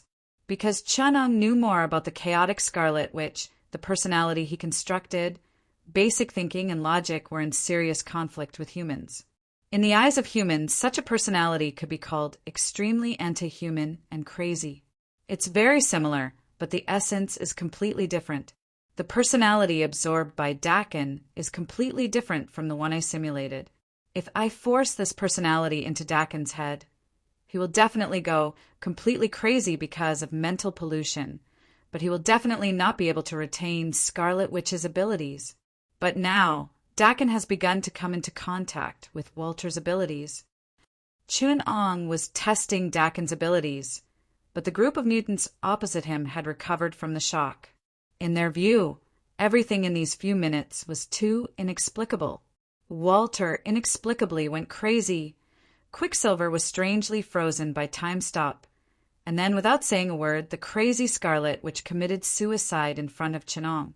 One completely unexplainable change after another suddenly happened, leaving most of the mutants confused, except for Magneto and a few others. The others did not notice that this was a battle of life and death that had happened in the past, the future, and the present. It had traversed the endless space-time and universes. Although there wasn't the slightest bit of smoke and fire, the danger was far greater than close combat. Those who understood would naturally be shocked and fearful, but those who didn't even have the qualifications to understand Chun-Ong. It was hard to say what role it would play in the upcoming battle. In this game of chess, Chun-Ong was not only the player, but he also served as the referee and rule maker. In this game of chess, his golden finger was unparalleled. On the other side, Magneto, Professor X, and a few others could be considered players on the other side. As for the rest of the people who were confused and ignorant, they were just chess pieces that the chess player had casually picked up. The few who could see how terrifying Chun-Ong were, in the original world, the main characters. Only then could he be called robbery material. Although these people couldn't see the danger that had just happened, they still had some eyesight. At least they knew that Chun-Ong, who could force the Scarlet Witch to death in an instant and imprison Quicksilver, was not someone they could provoke. Therefore, although these people were trembling with anger, they suppressed their killing intent.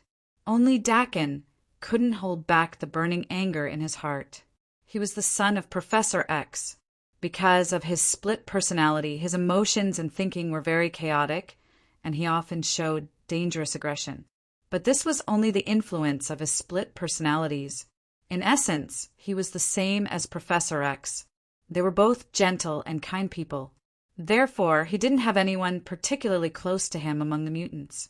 Only Walter gave him a feeling of empathy. He tried his best to save Walter's life in his arms, even at the cost of giving birth to a new personality. Why can't I save her? A white doctor's uniform appeared on Dakin. The doctor wore glasses and looked up to ask Chun-Ong, "I'm the best doctor. There's no one I can't save." Chun-Ong raised his eyebrows. He was slightly surprised. Is it because of the strong emotions that triggered the new personality? Chun-Ong noticed the white light on Dakin's hand. It seemed to hide an extremely strong life force. This personality is a doctor, and its ability is healing. Seeing the twisted anger in the doctor's eyes, Chun-Ong couldn't help but relax for a moment. Are the split personalities also affected by the main personality's emotions and memories? No, it should be said that part of the personality is controlled by the main personality. The weaker and less complete the personality, the stronger the control. After all, most personalities are created because of the main personality's wishes and emotions. Angel also walked in front of Walter, cut her blood vessels, and let the glowing blood sprinkle on her body. Under the joint efforts of the Doctor personality and Angel, some of the small wounds on Walter's body healed in the blink of an eye. Her face also became ruddy and healthy, but no matter how strong the vitality of the cells was, Walter never had a trace of life. In order to save Walter, a personality with healing ability was created. Chun-Ong could see that Dakin's healing ability was constantly improving. He could guess that it was because of the perfect personality. The Doctor personality was constantly shaping his own personality, memory, and emotions. Chun-Ong even knew who he was learning from. It was the angel next to him. Dr. Dakin's temperament, small actions, and even abilities were constantly approaching that of an angel. But no matter how hard Dakin tried, Walter never had the consciousness to open his eyes. He even tried to make Walter's heart beat again, but it was all in vain. "Stop it!" Magneto sighed. "Walter has lost all brain activity. Without brain waves, what you can save is just an empty shell." Angel heard this, and the wound on his hand healed silently. He shook his head with a gloomy expression, trying to comfort Dakin, who was starting to become mentally unstable. The group of doctors carefully laid Walter's body on a flat layer of ice, allowing Neptune's snowstorm to freeze her. The doctor's emotions did not change much. Like a doctor who had seen life and death, he said with slight regret, "We've tried our best." Whether it was Magneto, Angel, or Chenong, they all knew that he was saying this to the real group in this body. After saying that, the personality collapsed. The large group returned to that muddle-headed state. Chenong knew that he was giving birth to a new personality, not the old personality hidden in his body, because whether it was Personality X who manipulated reality, it was different from the old personality. Time-manipulating personality private NKs, self-replicating personality chains, Personality Lewis who manipulates atoms, or evil personality Sty who absorbs souls. A telepathic caravan. None of them could kill Chenong. These personalities could not satisfy the crazy killing intent in the large group's heart. He wanted to kill Chenong. No matter the price, he had to kill Chenong. He wanted to create a personality strong enough to kill Chenong. Such a strong personality needed complete emotions, detailed memories, and even a stronger personality and thinking pattern than the normal personality. Even the will and mind had to be beyond ordinary people, even far beyond the main personality. Creating such a personality had the risk of devouring the main personality, but Dakin was willing to make this dangerous choice. For this he had to pay a high price. Kill himself. "I really want to kill you." The tongue of the large group suddenly became very long, but very quickly it changed back and the long-tongued personality disappeared. "But I can't do it." The large group bared their sharp fangs. As the fangs disappeared, another vampire personality died. "We are willing to give up our lives for this." Neptune's crust suddenly trembled violently. The large group roared into the sky, and the ice layers thousands of meters deep emitted a loud crash. Neptune set off ice waves hundreds of meters high. Icebergs could be seen rising from the horizon, and the ice sea collapsed under their feet. For a full 4 to 5 minutes, the personality that controlled the movement of the Earth's crust, small purple good only, then did the one die. The stronger the personality, the longer it could last. "Even if we all die, you will pay for your actions." The large group controlled the gamma ray storm in outer space, sweeping across the surface of Neptune. The ability of personality Borges controlled the powerful gamma ray. The frequency was higher than 1. 5 billion billion billion. Hertz's electromagnetic photons carried energy of 300 billion joules per microsecond, shooting toward Chin Ang's eyes. The radiation dose reached 100 trillion rems, and the temperature was as high as 10 million times the temperature of the sun's core. But in the zero-mass field where the God particle failed, the rays were easily eliminated by Chenong. Chapter 217. Pain controlled personality Blee-Image could control other people's senses and transmit mental information to the other party unilaterally. It could magnify pain. He was like a living voodoo doll. Chun Ong could feel his injuries 10 times or even 100 times. Thud. Chun Ong held his chin and looked at him. This is only an incomplete mental connection. Until now, your ability has no secrets in my eyes. If this is all you have, you can't kill me. In the blink of an eye, Chun Ong had taken control of the spiritual connection between the two of them, forcibly erasing most of their 5 senses. "I won't die so easily." Blee-Image magnified the real feeling of his death countless times and transmitted it to Chenong. Humans were perceptive animals.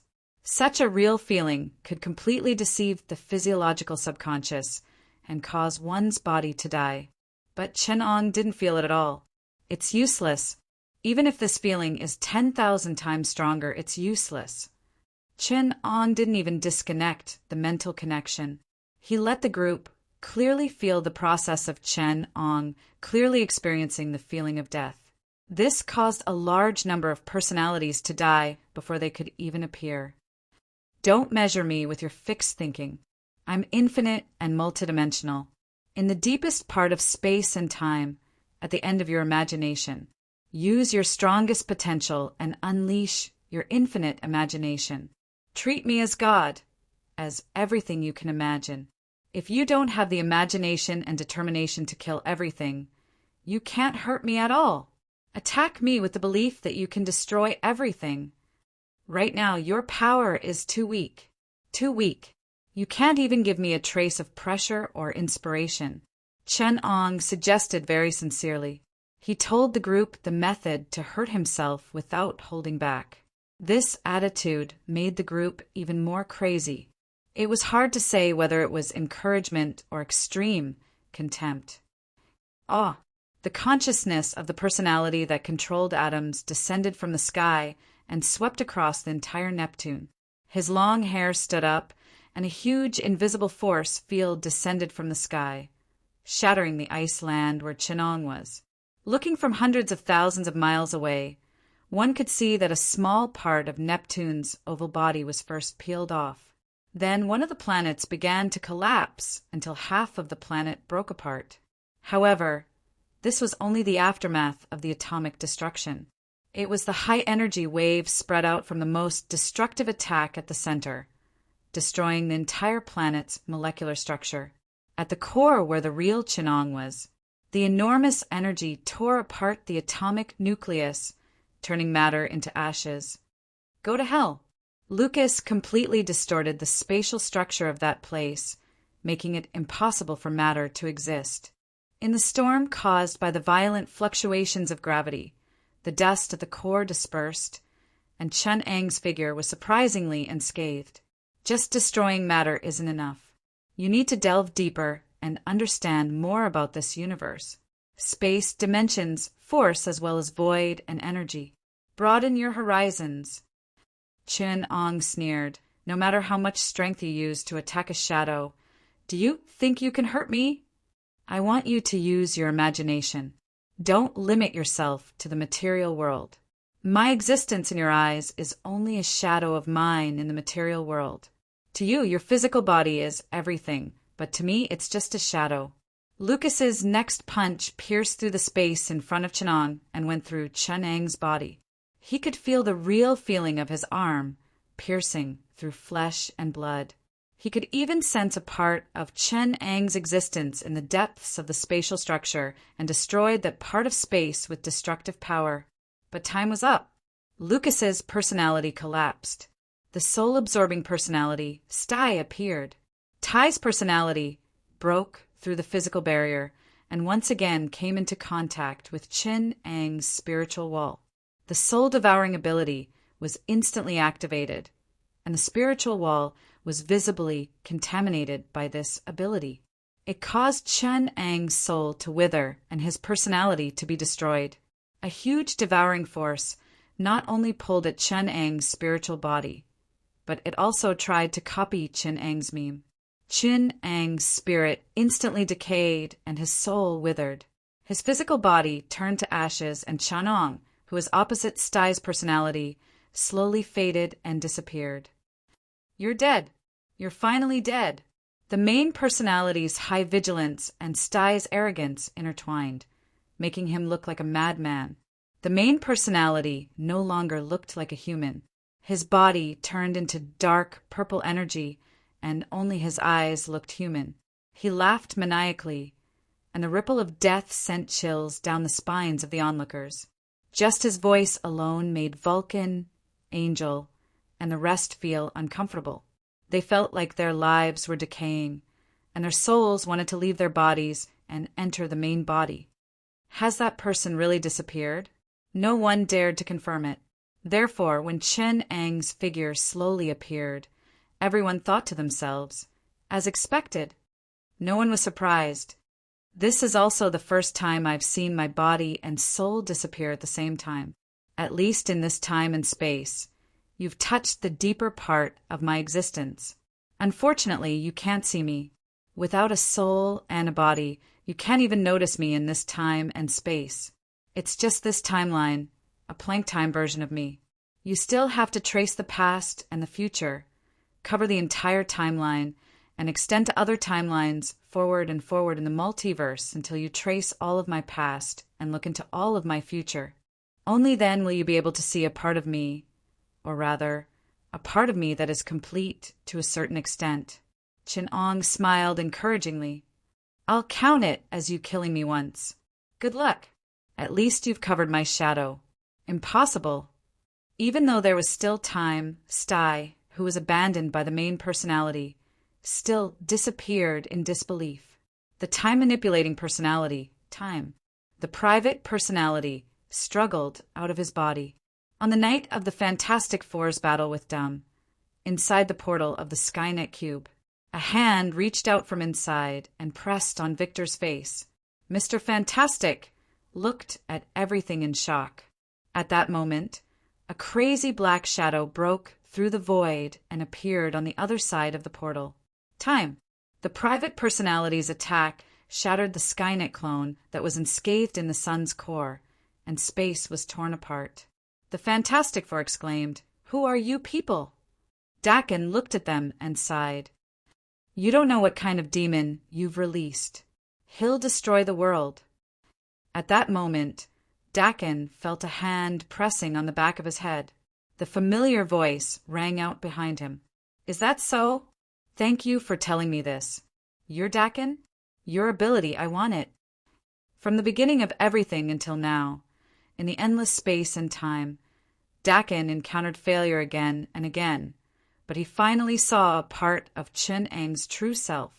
The part of the infinite past that gathered on him represented Chen Ang's existence in the past, like a behemoth peeking out of the fog. This alone shocked and terrified Dakin's main personality. He was even forced to forget everything he saw in the next second. This was not done by Chen Ong, but his essence could not bear what he saw. There was also a part of him that Dakin could not detect at all. In the future, when Dakin stepped out of the space-time tunnel, he was evaporated by the golden essence. He could not even remember this, just like he did not explore Chen Ang's future at all. Time. Chapter 218. Very good. Although you're still far from success, I've seen your progress every single time. Try a little harder, and you'll be able to kill me. Chun Ong stood in front of the group, his body clean as if he had just cleaned up. Under the attacks of the group of complex personalities and all kinds of magical abilities, he leisurely strolled to the front of the group. He didn't attack, but he put more pressure on the group. Because up until now, his attacks had been fruitless, and he even needed Chenong to open his mouth to encourage him.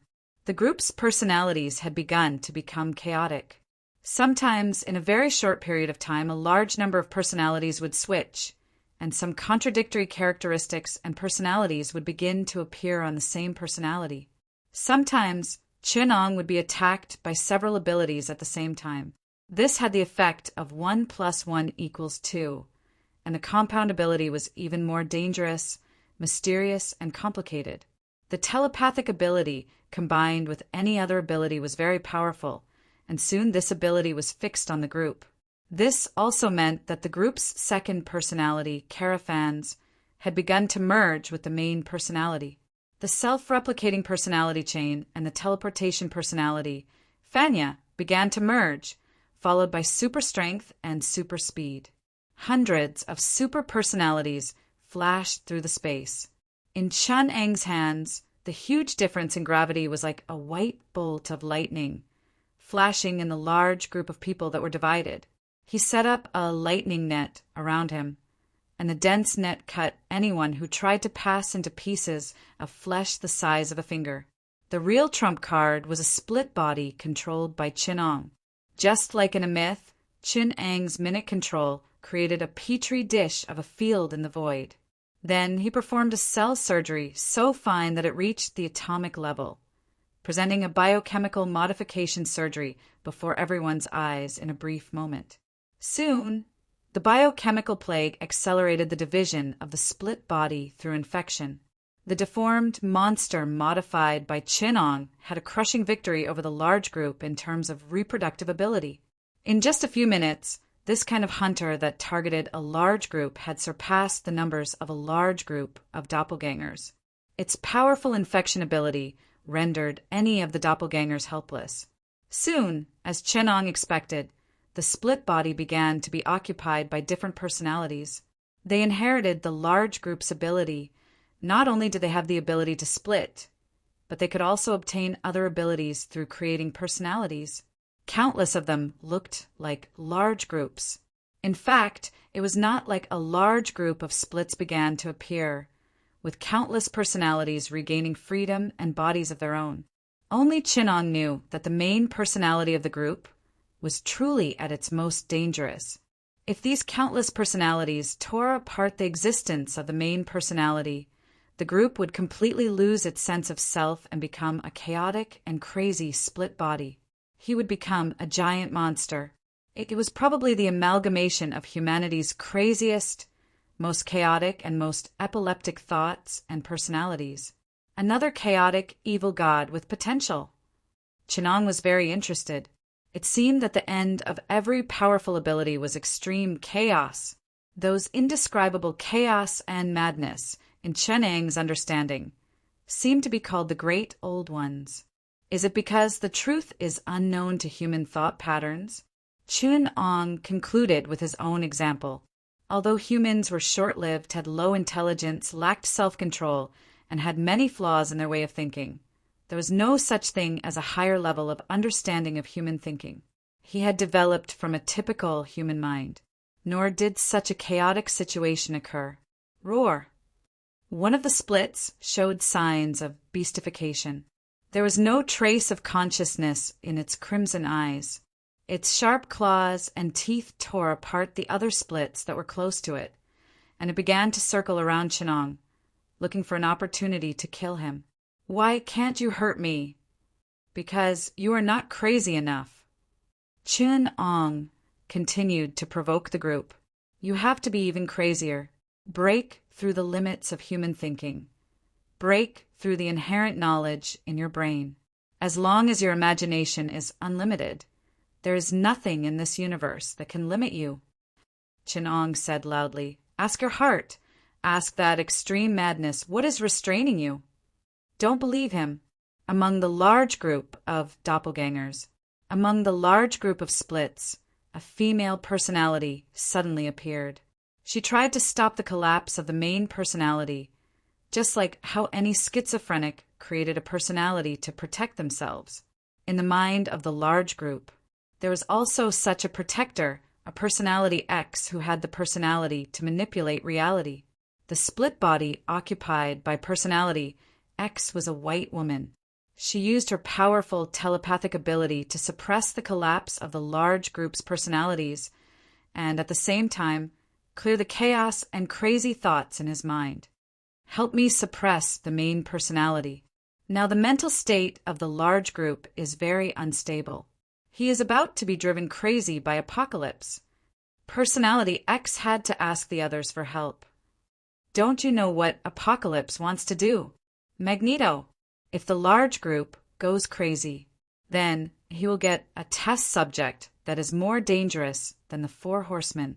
If the large group falls into darkness and chaos, he will completely lose his humanity and sanity.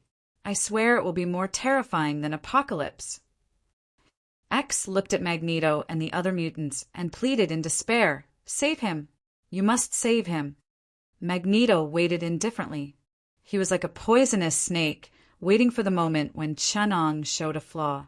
He did not respond at all to the large group's encounter and X's cry for help. It was as if Chinong was the only one in his sight, but the others couldn't wait any longer. When Chinong reappeared, Vulcan seized what he thought was a good opportunity and controlled the ultra-high temperature flames of tens of thousands of degrees to cover every inch of space where Chinong was. All of the mutants present were the ones with the greatest potential and the strongest abilities, apart from Lady Stormsword and Magneto, who were humans from the old era who grew up in the apocalypse. The mutants present were all mutants. The mutants of the new era despised and feared Chinong, the legendary apocalypse and great demon. They were so confident in themselves that even if Walter and Quicksilver paid the price with their lives, they seized the opportunity and made a move. But soon they learned a lesson in blood. Before anyone could react, Chinong appeared behind Vulcan. The huge pressure of the gravity ball caused Vulcan's ribs to pierce through his lungs. The white bone stubble pierced through his skin and came out of Vulcan's back. Vulcan opened his mouth and wanted to say something, but the surging blood blocked his throat. He could only make a hissing sound. The other mutants weren't shocked for too long. Angel immediately flew over to catch him, cut his wrist again, and fed him the healing blood. The others also reacted in an instant. The last trace of peace was suddenly broken. Everyone, except for Chinong, launched their most cruel attack with Chinong as the target. Blink flew through the deep space. He held the others and provided them with short-range mobility. Shadowcat began to create temporary teleportation doors according to the training, forming a complete space attack formation. It was obvious that the mutants had prepared for this day for a long time. They cooperated well, and everyone used their best abilities. Blink and Shadowcat were the support group. They tried their best to provide the best space structure, control the rhythm and form of attack on the battlefield, and let the other mutants use their abilities effectively. They seemed to know Chun-Ang's ability to control space, so they didn't try to attack through space. Instead, they focused their energy on mobilizing others. Iceman, Vulcan, Stormsword, and Polar Light should be the suppression group. They poured their firepower on Chinong and maintained the greatest degree of energy suppression. But what they were doing now was a failure. Vulcan was seriously injured. Iceman lost Walter's support and couldn't use his abilities at all. Stormsword was extremely afraid of Chinong. She didn't seem to believe that she could cause any trouble to Chinong. This resulted in only Polar Light being able to use his full strength in the suppression group. He couldn't do anything alone. Without Quicksilver's control and Walter's chaos magic, the choice of probability was fatal to the mutants. Without Walter's ability, most of the mutants couldn't reach their optimal state. They might not be able to control their abilities, and the interference between each other was also very serious. Chapter 219. On Neptune, the mutants were struggling under the control of Chinong, while on Earth 31 astronomical units away, Loki's plot was close to success. "Father asked me to stop your madness." Thor looked at his brother through the high-strength glass, and he said helplessly, "Don't let him down, Loki."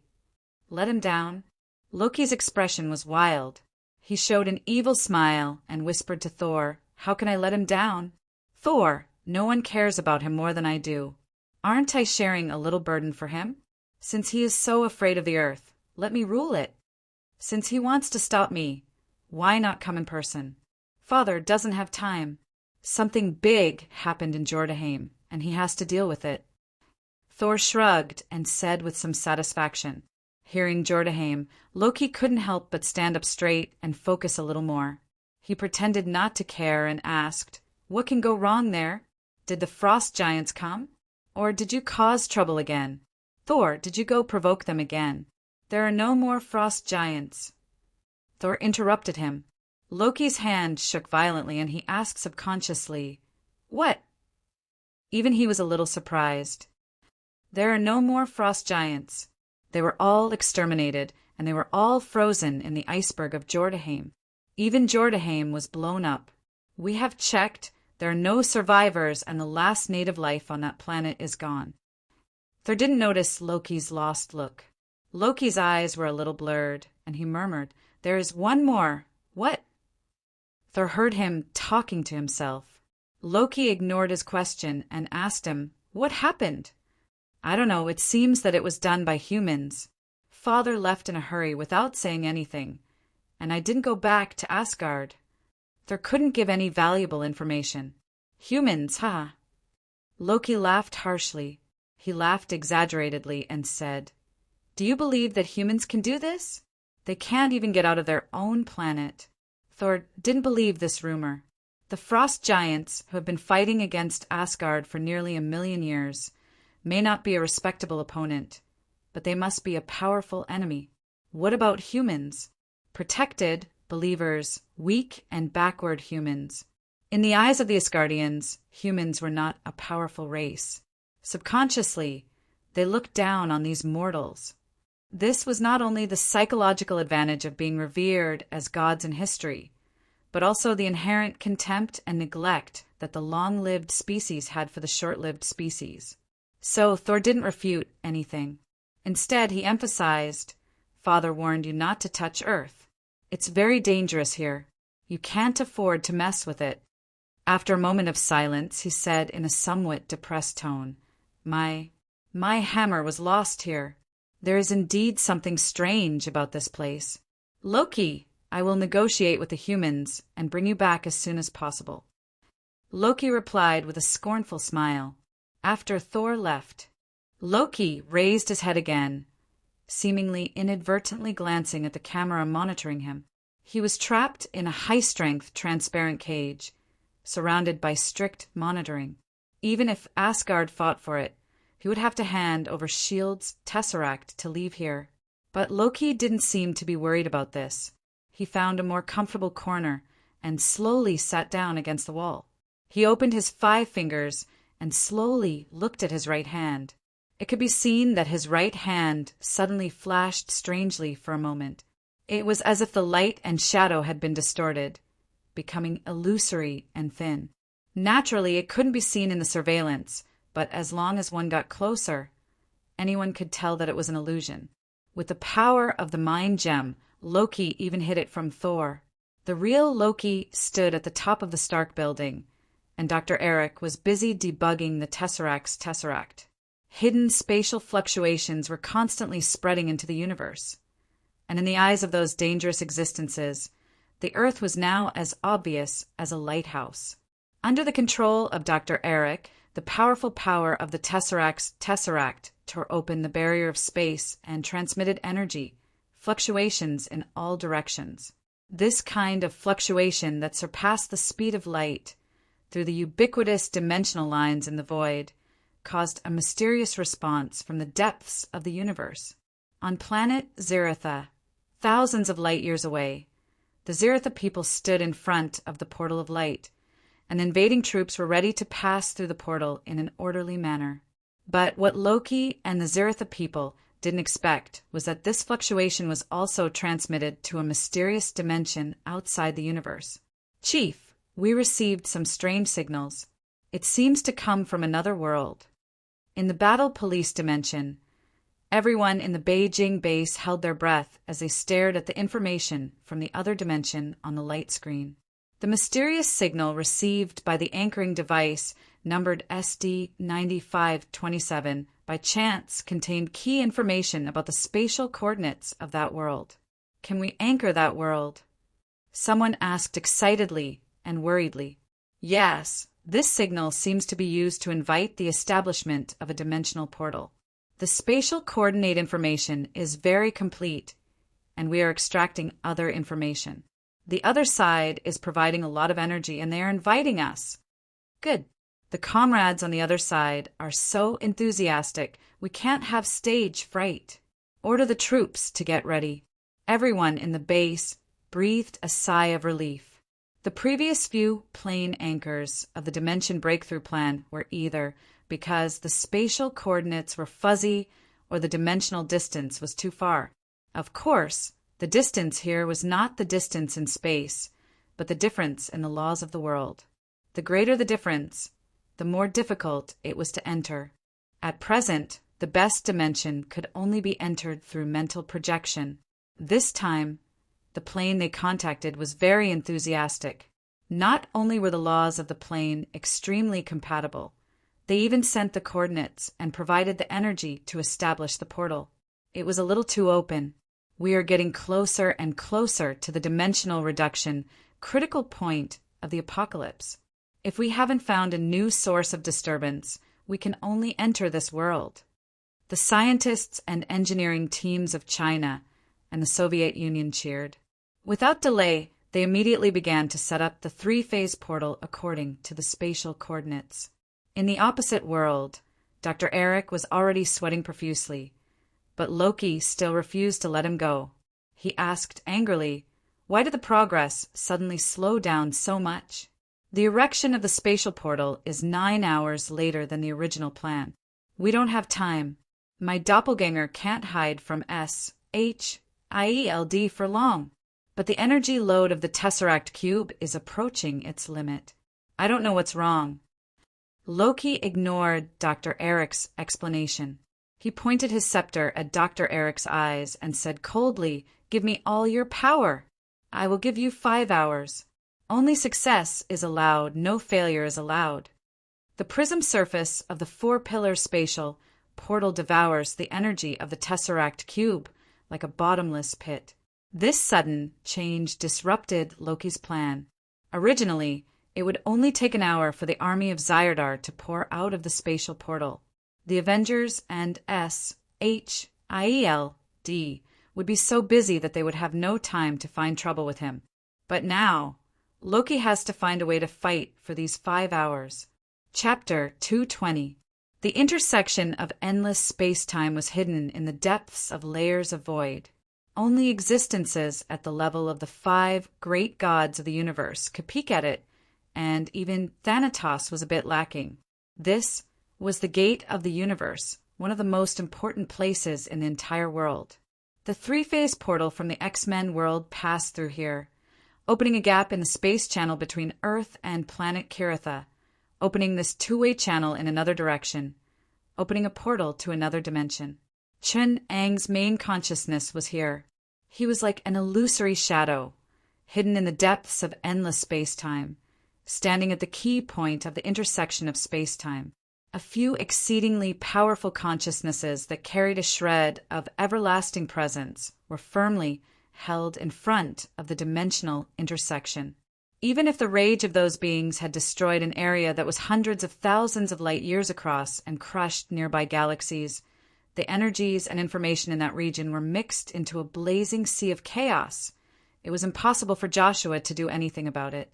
Lord of the Apocalypse, you opened the space-time gate again, violating the principles and laws of the life court, destroying the laws of the universe and the balance of reality, and will be judged and judged by the life court. On behalf of this universe, we will destroy you completely. Chin Ong did not care about their anger, but just smiled and said, Eternity, if you could destroy me, you would have done it as early as when the apocalypse first came. Star Eater, death, eternity, infinity, and annihilation. You represent the sum of matter, life, space, time, and non-existence of this universe. But as long as you have not surpassed this multi-body universe, you will always be restrained by the apocalypse. The apocalypse is waking up, and the 4 horsemen will follow him back to this world.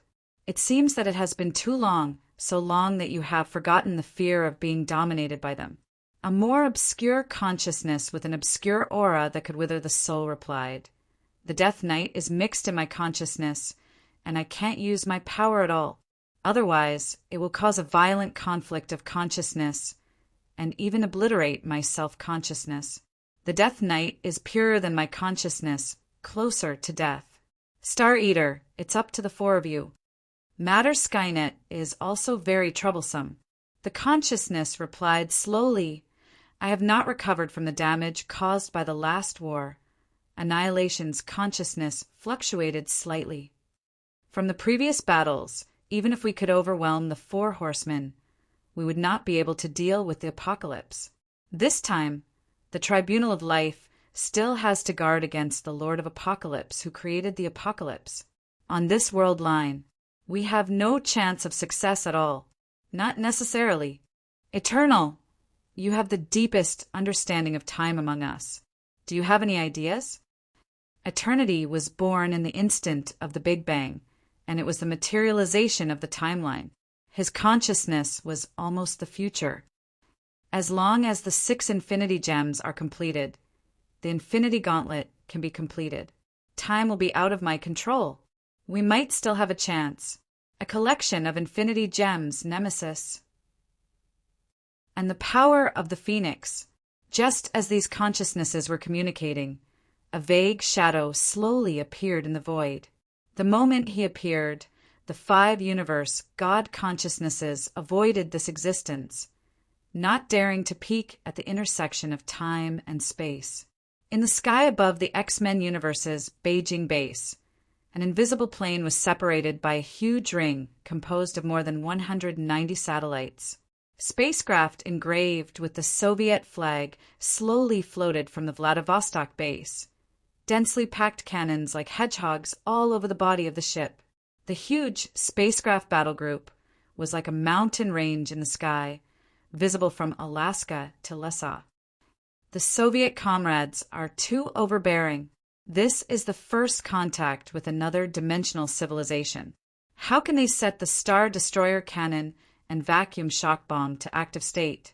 The chief of the base could not help but frown when he saw the cannons of the spacecraft.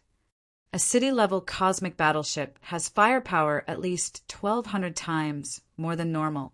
This definitely does not meet the standard of carrying people. The Soviets can't wait to dismantle the cabin and install energy weapons. The core furnace must be overloaded at least 3 times. Isn't this nonsense? The Soviet Union has a small population, and the newly reclaimed Central Asia only has a little more than 200 million people. They don't need so much transport capacity. It's understandable to increase firepower. Even so, they can't dismantle the phase shield. I think the Soviets want to carry out saturation and unlimited attacks first. Didn't the Cosmic Ethics and Sociology Research Center say the principle of destruction first? I think the Soviets believe in this. The bureau chief shook his head and said, "The first contact theory based on the 3 main inferences?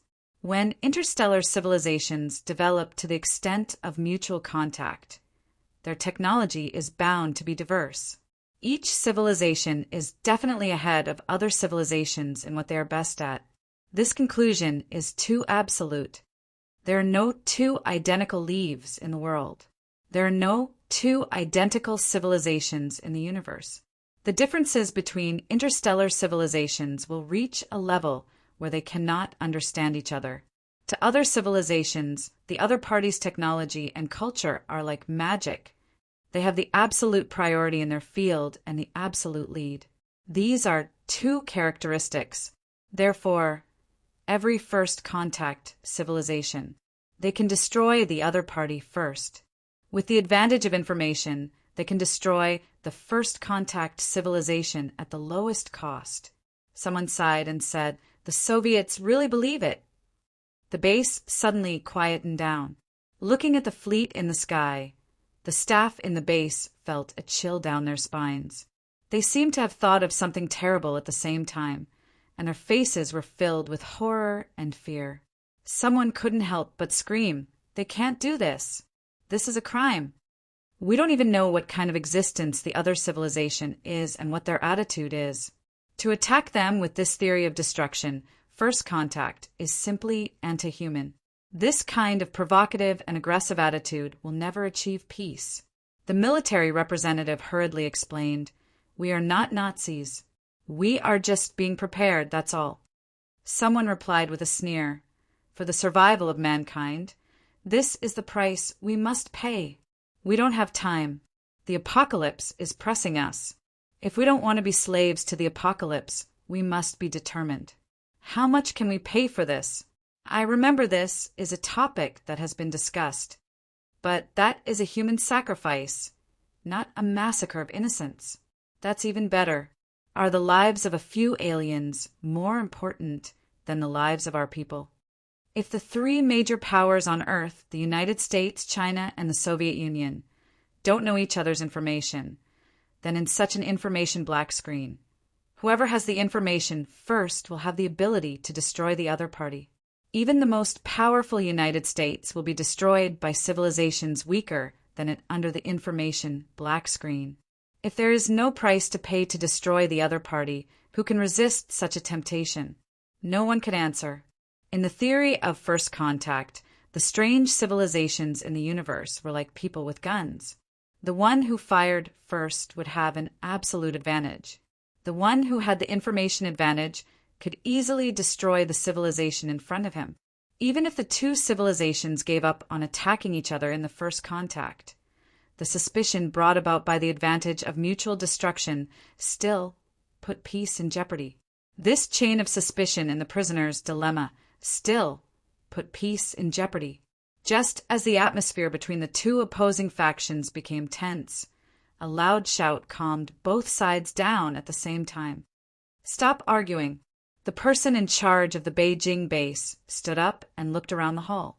He saw many complicated and indescribable gazes, as well as some emotions that even they themselves could not understand. Everyone here was confused about the future. No one knew what they would encounter on the other side. Was it survival and development, or war and destruction? The bureau chief slowly said, "The situation on the other side has been projected by the dimension detector. Everyone can take a look." A video started playing on the big screen. A densely packed army neatly lined up behind the teleportation portal. The ferocious Chitaris held their ray guns with bloodthirst and fanaticism in their eyes. The snake-shaped spaceships and various war machines were aimed at the exit of the teleportation portal. There were traces of war everywhere. Everything showed that peace was no more. There was only war in the future, and it had to be war. Everyone present fell into silence. All arguments had dissipated. Humans did not need to make difficult choices. But even the staunchest humanist faction could not feel happy. This meant that the future was full of blood and fire. Chapter 221. On planet Chitari, thousands of light years away from Earth, a teleportation gate made up of 6 metal rings stood on the plains. The rings were nested layer by layer. Just the diameter alone was a few thousand meters high. Hiss, hiss, hiss! Outside the huge teleportation gate, the Chitari army was like a giant beast sitting on the plains. Tens of thousands of steel snake-shaped spaceships were floating in the air. Even though there were millions of soldiers, they could still hear the whistling sound of the wind passing through the steel rings. The Chitauri were considered a powerful, brutal, and arrogant race in the wider universe.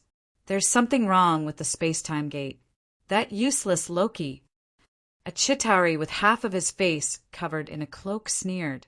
He had the usual fierce aura of their race. The wind that was brought up by his walk had a bloody smell. On the light screen in front of the Chitari researchers, the value that represented the stability parameters of the teleportation gate soared. They were so anxious that they were sweating profusely. A researcher who seemed to have some status looked at the curve on the light screen that was out of control and said anxiously, "The other side seems to be opening a second teleportation gate. We've contacted Loki. It's not him. It might be the work of humans." "The other side? Isn't that Earth?" the cloaked man said in surprise, but he quickly came back to his senses. He looked at the teleportation gate that was releasing energy and laughed. "The Earthlings are actually trying to open the teleportation gate to the Chitari. They're courting death. I've never seen a race that greedy to this extent. They're as weak as insects, and they're actually trying to invade our planet. Ha ha ha."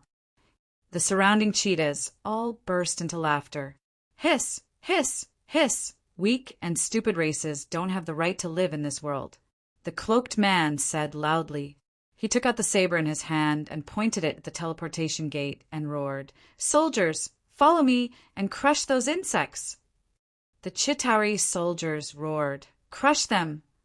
All the Chitauri soldiers had ferocious and excited expressions on their faces. They grinned and wiped the ray guns in their hands. They were thinking about how to conquer that weak planet and start a massacre on it. There were also a few slave merchants in the universe who were bowing at the side.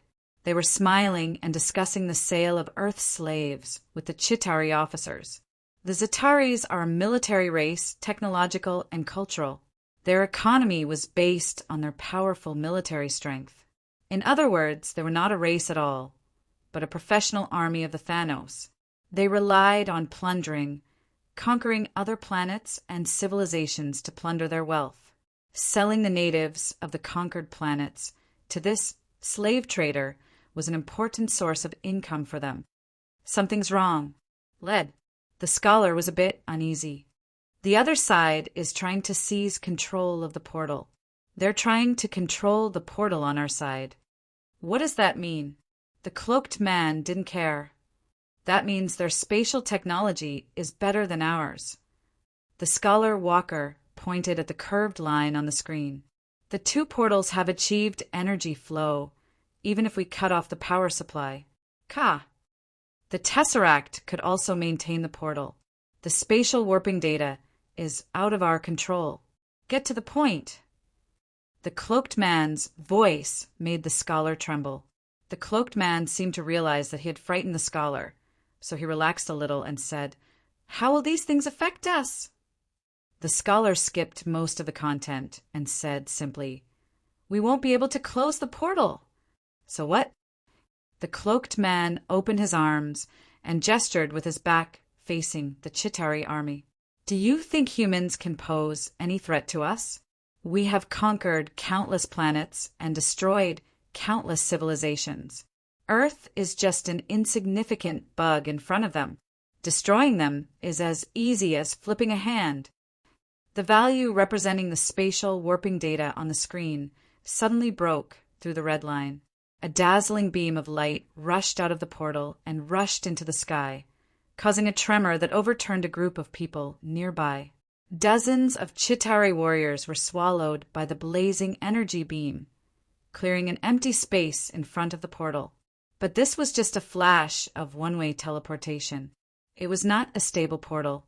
After the energy beam dissipated, only an iron-gray metal ball was left there. It was about 5 meters in diameter, suspended high above the atmosphere of planet Chitauri. On the outer shell of the metal ball, the light blue traces of the energy beam were very obvious. The red light that represented a warning was constantly flashing, giving off a beep warning sound. The beep became more and more urgent and louder, and soon there was only a continuous beep. What is this thing? The cloaked man wondered, but soon he knew. After the red light of the metal ball stopped flashing, it suddenly shrank into a dot and was swallowed by the void. Then it was swallowed up by the void. With the metal ball as the center, an extremely distorted force field suddenly spread out and swept across the entire atmosphere in the shortest time. Wherever it passed, the void shook. Gravity was chaotic, light was distorted, and any object that came into contact with this transparent force field wave was instantly broken into irregular fragments and shot out in all directions. The snake-shaped spaceship suspended outside the atmosphere was swept by this wave. The huge metal hull suddenly twisted into a fried dough twist. The flesh and blood of the soldiers inside were like crushed oranges, spraying out. The blood and meat sauce were evenly sprinkled in the surrounding space. The surrounding space was like a piece of white paper that was crumpled into a ball. The things drawn on it were messed up, broken apart, crushed, and mixed together evenly. Although it did not lose its shape, it crossed the inherent structure of three-dimensional space and was rearranged in a chaotic high-dimensional way. However, in the eyes of others, it looked like it was squeezed into a ball. From the location of the metal ball to the portal in the atmosphere, there was a spherical space with a diameter of 300,000 meters, including most of the area where the Chitauri army was located. It even included a small half of the huge range of the planet. The inherent structure of all matter was completely disrupted. The steel spaceships and small aircraft were twisted into strange shapes and compressed into solid metal balls, one after another. The Chitauri soldiers seemed to have been squeezed by a huge gravity, then flattened, rolled up, and squeezed again. It was repeated dozens of times.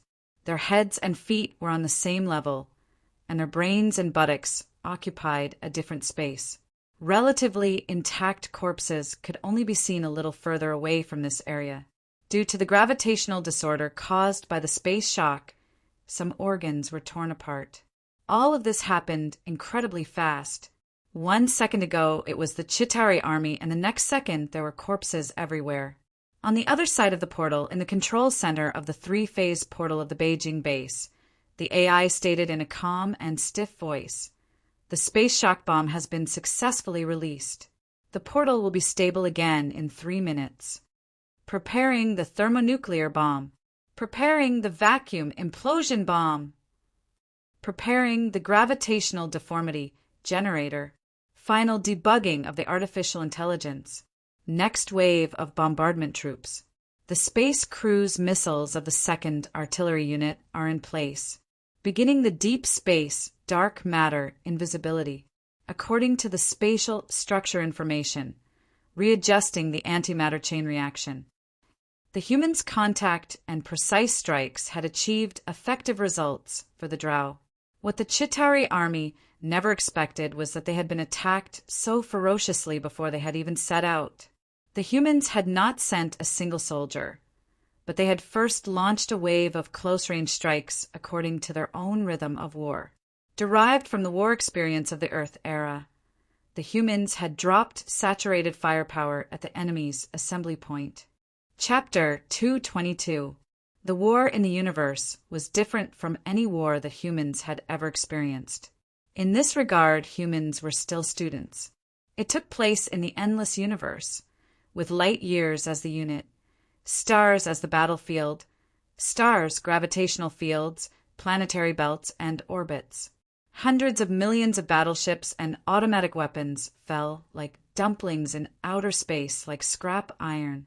The insignificance of the individual and the vastness of the universe were the extreme contrast. Humans had never had such an experience and had never felt the grandeur and cruelty of an interstellar war at such a close distance. The Chitauri had built at least 30 low-Earth orbit bases on their home planet, and the defense system on the planet was even more rigorous and precise. It could be said that the entire planet was a huge war machine. If it weren't for the Chitauri arrogantly opening a portal within the defense system, humans wouldn't have been able to touch their vital points. After the three-phase portal stabilized, the first to be stationed in was the Republic's engineering team and guards. They were responsible for expanding the portal and building a transit fortress. Then came the 3rd Artillery Unit, who were responsible for hitting the shells into the territory controlled by the Chitauri. Although they were not artillery troops, nor did they use missiles. Everyone felt that the correct name for them should be the Hyperdimensional Expansion Strike Force. Using the spatial technology learned from Apocalypse, they were able to project troops and cannons from the Super-Dimensional Expansion Strike Force. Their weapons were dimensional transmission devices, which had nothing to do with those ancient weapons called cannons. Through the three-phase portal that was urgently set up at the original site of the Chitauri's portal as a transit point, the Communist League in outer space directed 1,089 space energy detection and attack satellites in Beijing, Tianjin, Zhengzhou, Tangshan, and other large space transmission bases. They extended dimensional control to the Republic's observation range to achieve the expansion and strike of the hyperdimension. Like the first space shock bomb, the Republic released 80,000 of them in the first round. It was almost half a year's output of the entire Soviet Union. The Chitauri could never imagine how a race could invest so much enthusiasm in developing weapons to kill themselves. Space shock bomb, gravity generator bomb, energy disruption bomb, ultra-high-frequency energy wave, light particle carrier virus, gamma radiation storm, humanity's endless creativity and imagination in terms of destruction and slaughter was enough to make Chin-Ong gasp in admiration. For the sake of self-destruction, humans have really devoted all of their willpower to create endless brilliance, creating the ultimate brilliance. The harsher the conditions for the existence of life were, the more exciting the methods humans used to destroy and kill life were. Extremely high temperature, super low temperature, supergravity, high radiation, Shock waves, dynamic potential energy, especially after the Republic took the risk of sending an European community team to a near-stellar orbit. The in-depth cooperation of the two allies completed an unprecedented weapon attack that almost destroyed all of the Zeridians. It was a unique energy biochemical weapon, the Light Particle Energy Virus, developed by the European Community Research Institute to target the special life form of the plague messengers, light quantum entanglement life form, Sephiroth. It used light particles as a carrier. It was a destructive energy construct that could self-replicate using light as a medium and spread in the form of light radiation. It could be said to be unbelievably great. It was an extremely crazy weapon. If it wasn't for the fact that the energy structure was extremely unstable and the virus reproduction period was only 3 minutes, this virus could turn the entire universe's light into a plague that was extremely dangerous to life. Starting from the infection of a star, the light plague would spread at the speed of light. As long as there was a beam of light particles that were invisible to human eyes, the light plague would spread at the speed of light. As long as its mimetic information flow was complete, it could turn a star into a source of infection. Using the coordinates provided by the team as a reference, the European community scientists projected the light particle virus meme onto the star of the Zeridians. It zombified the entire star. The attack lasted for 13 minutes, and the star that the Zeridians were familiar with became the source of the light plague, spreading to the entire star in just 17 seconds. Then it spread to the entire galaxy along with the light radiation. Any Zeridians exposed to the light source began to feel itchy. In a short period of time, this itch turned into pain, and their skin began to fester. The originally harmless sunlight became highly toxic radiation, 173 times more toxic than nuclear radiation. It was composed of the 3 common types of radiation, alpha, beta, and gamma, and the most dangerous type of radiation, omega rays. This compound radiation is highly toxic and has excellent penetration. It can pass through a lead plate 13 millimeters thick and still achieve the effect of a tiny dose of death. It is one of the superviruses developed by the European Union specifically for the apocalypse and Sephiroth. The commander of the Republic of Korea listened to the nuclear radiation expert at the Beijing base. Can you provide specific data on its lethal dose? The expert retrieved the data from the quantum light computer and explained. Take the planet codenamed Zirda as an example.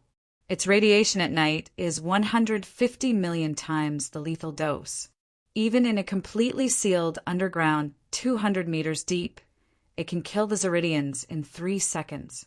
Even if it is a lead plate, it still does not reach a safe radiation range when it is less than 2 meters thick on the surface. Have our soldiers been protected? The commander was concerned about this point. Most of them have withdrawn here, and a small number of soldiers who stayed on the other side have also activated a small space barrier. They will be safe after the radiation danger period is over. The military expert said with slight regret, "It's just that the soldiers of the European community have no chance of survival after being exposed to the star's radiation source at such a close distance. They are martyrs. They are the soldiers who have made great sacrifices for the liberation and survival of mankind." The commander sighed, "Please express my highest respect to the comrades of the European community for me. Take precautions. As long as the light particle virus infects the light source, it can create a stubborn infection source. Be careful of equipment that can emit light. When you reopen the 3-phase portal, you can use the dimension to reset and reorganize the matter on the other side. The space technology of the Republic is enough to prevent the spread of the light plague." The European community also discovered later that the light virus does not work on space barrier technology. For quantum entangled life, the radiation virus also cannot exert the terrible lethality against carbon-based life. What the European community has developed is a weapon to destroy mankind. The commander nodded and said, "The psychological pressure brought to the comrades of the European community and the Soviet Union by the apocalypse is too great. Our research some time ago can already be called crazy. I did not expect that the comrades of the Soviet Union are even more hysterical than we are, and the comrades of the European community are close to losing their minds. The future observation technology of the superluminal non-interference observation device is the last line of defense of the Republic. During this period of time, mankind has researched countless dangerous technologies, each of which has the possibility of destroying civilization. The observation and grasp of the future is to ensure the continuation of the civilization of the Republic and the survival of the human race. The Prophet and the superluminal observation device show normal. The comrades of the Soviet Union request to enter the Zirida system in an hour and launch a general attack. There are no longer any Zirida troops on the other side of the portal that can pose a threat to them. The performance of the Zirida people is too weak. Let the comrades of the Soviet Union take the lead. Chapter 223. When the Allied soldiers set foot on the land of planet Chitauri, there was only a planet shell supported by nanoengineering machinery. The ground was full of high-temperature and high-pressure burning crystals. The entire planet's surface had dropped by more than 120 meters on average. The huge three-phase teleportation gate behind them had been expanded into a low-Earth orbit artificial celestial body. Of course, its mass and material came from the dismantled parts of planet Chitauri. As for the Chitauri, most of them had become part of the crystals under the Allied soldiers' feet. The light plague, a weapon with the goal of extinction, had turned the planet into a land of death. Perhaps only the depths of the earth and the ocean trenches might have some simple life forms, such as bacteria and algae. The Academy of Sciences was dismantling the equipment left by the Chitauri. Most of it was in outer space. Earth's technological development had exceeded the normal law of development due to Chinang's interference. Humans had too much homework to make up for. Mankind was able to create weapons and technologies that could destroy the heavens and exterminate the Earth, such as the light particle virus and the dimensional teleportation gate. However, the nanomachines were still made from titanium alloy. The higher-grade metal material, adamantium, had attributes that were worlds apart from the basic industrial materials. The disparity had reached a shocking degree. The technology of the Chitauri would be the focus of human technological breakthroughs. It was foreseeable that with the simulation of technology in the virtual low-latitude world, the Republic's speed of catching up wouldn't be slow. A large number of scientists had given up their existence in the higher dimension and inserted their consciousness into the virtual, low-latitude world. They made use of the convenient space-time control and reality modification technology to accelerate the development of science and technology. Yang Qi was a scout platoon leader in the Republic. Of course, due to the development of dimensional technology, space-time wars, and interstellar exploration, this type of soldier had a new development, dimensional soldier. With the personal system of the Republic as their main tool, they were committed to environmental exploration and the development of survivability. Analysis, exploration, disguise, ambush, decapitation, infiltration, construction, and development were all developed.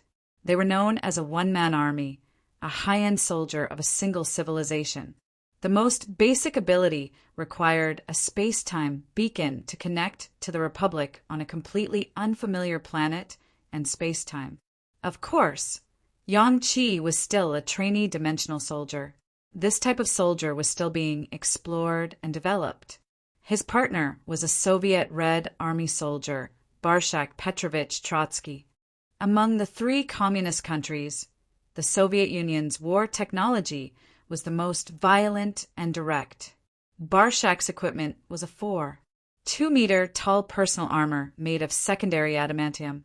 More than half of Barshak's body was a cyborg, and most of his body had been modified by metal prosthetics. This made him the only one in the team who could survive in outer space. These Black Star troopers from the Soviet Union had undergone genetic surgery. About 20 superhuman organs were implanted, including a prefabricated stomach decomposing furnace, a biochemical parietal brain, and a cold core furnace. The troopers who completed the surgery would be over 2 meters tall, and they would only return to normal when they retired. Barshak was over 2.5 meters tall. Even his muscles were made up of muscles. Like most of the muscles in the body, the cavernous body was replaced by artificial high-strength, bionic fibers. Such strength and combat power were indeed formidable. However, Yang Qi didn't understand. Did Barshak's reproductive organs still exist? Did he expect them to be used as weapons or food to replenish his energy when he ran out of ammunition?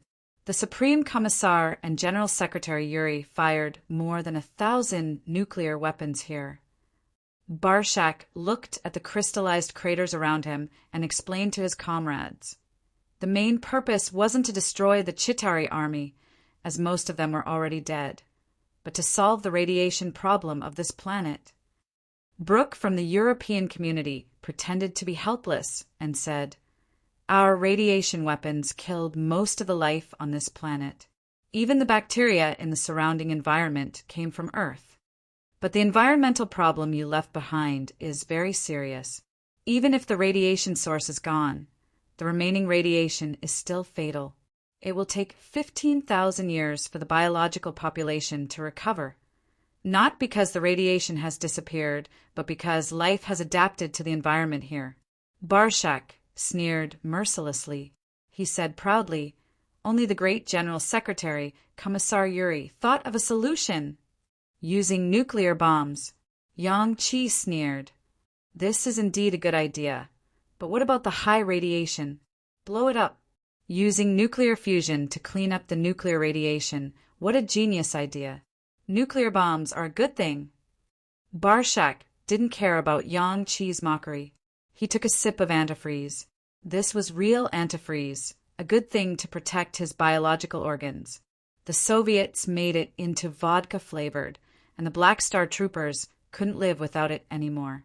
He said, "We can use it to repair dams, extinguish fires, attack enemies. It can do anything." Then Barshak looked into the distance with some sadness. Now these treasures are gone. The General Secretary cleared out all the nuclear weapons on Earth. The old Soviet Union, Russia, and the Great New Alliance's emergency processing. They all fell here, and the damn Chitari defense made these treasures useless. They can't even destroy the Chitari cities. The development of energy technology means that these old weapons can only be used for cleaning purposes. However, he soon got excited. "Thankfully, we have new treasures. Neutron fission bombs, proton bombs. The yield is endless." Yang Qi adjusted his sitting posture. He didn't care about the weapons that Barshak mentioned. The entire alliance recognized that the Republic was the strongest. It might not be as violent as the Soviet Union or as mysterious as the European Union, but it had the most advanced technology, the most complete, the most advanced, and the most comprehensive. Yang Qi's personal equipment might not be as powerful as Barshak's mobile armor and modified prosthetics, but in the hands of the Republic soldiers, it was even more terrifying. Personal armor, or rather, the weaponized version of the personal system, used the external quantum computing system of the human body as the core. It was loaded with the quantum entanglement of the citizens of the Republic in an extensional structure. In an informal explanation, it was a quantum computer that was loaded on the phenomenon of the human soul, supplemented by an intelligent nanorobot system. Two simple structures, the computing core and the application system, supported by the huge amount of scientific data in the quantum computer database, could be said to be omnipotent for the dimensional warriors. After the core was loaded with adamantite nanorobots, they could dismantle mecha with their bare hands, create nuclear bombs by themselves, and replicate a standard war base in a short period of time. Using the famous game Red Alert as a template, it was a more complete production base. Given enough time, it wasn't impossible to replicate a modern country run by intelligent robots in an Earth-like environment. With advanced technology, the development of productivity would be limitless. This was also one of the reasons why communism in the Republic was able to develop so quickly. Most of the citizens with personal equipment could produce most of society's products by themselves. For the first time, labor and means of production became a concept. The country could go deeper into the production of high-end technological products, but the citizens could produce most of the things they needed. The energy used for production was limitless, other than some frightening technologies, such as dimensional technology and space technology. Humans no longer lacked energy. Matter could be reused. In this kind of situation, people could distribute according to their needs. Even if they didn't distribute, they could still produce by themselves. For the first time, humans lived together because of the need to live together. This was the best era for humans, other than the threat of the apocalypse. Everything was perfect. Any citizen of the Republic was richer than the richest person 5 years ago. Given enough time, he alone could match the productivity of the entire Republic of 5 years ago. The biggest crisis for the Republic was the apocalypse.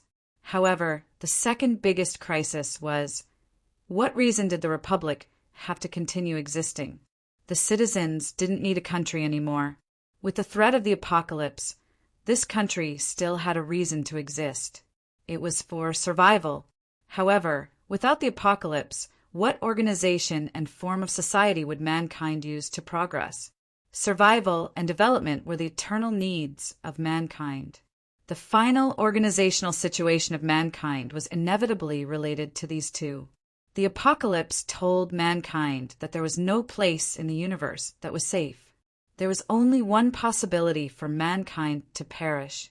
After communism was achieved, mankind needed new pursuits and thoughts. The former required mankind to establish organizations to ensure their survival in the multidimensional universe.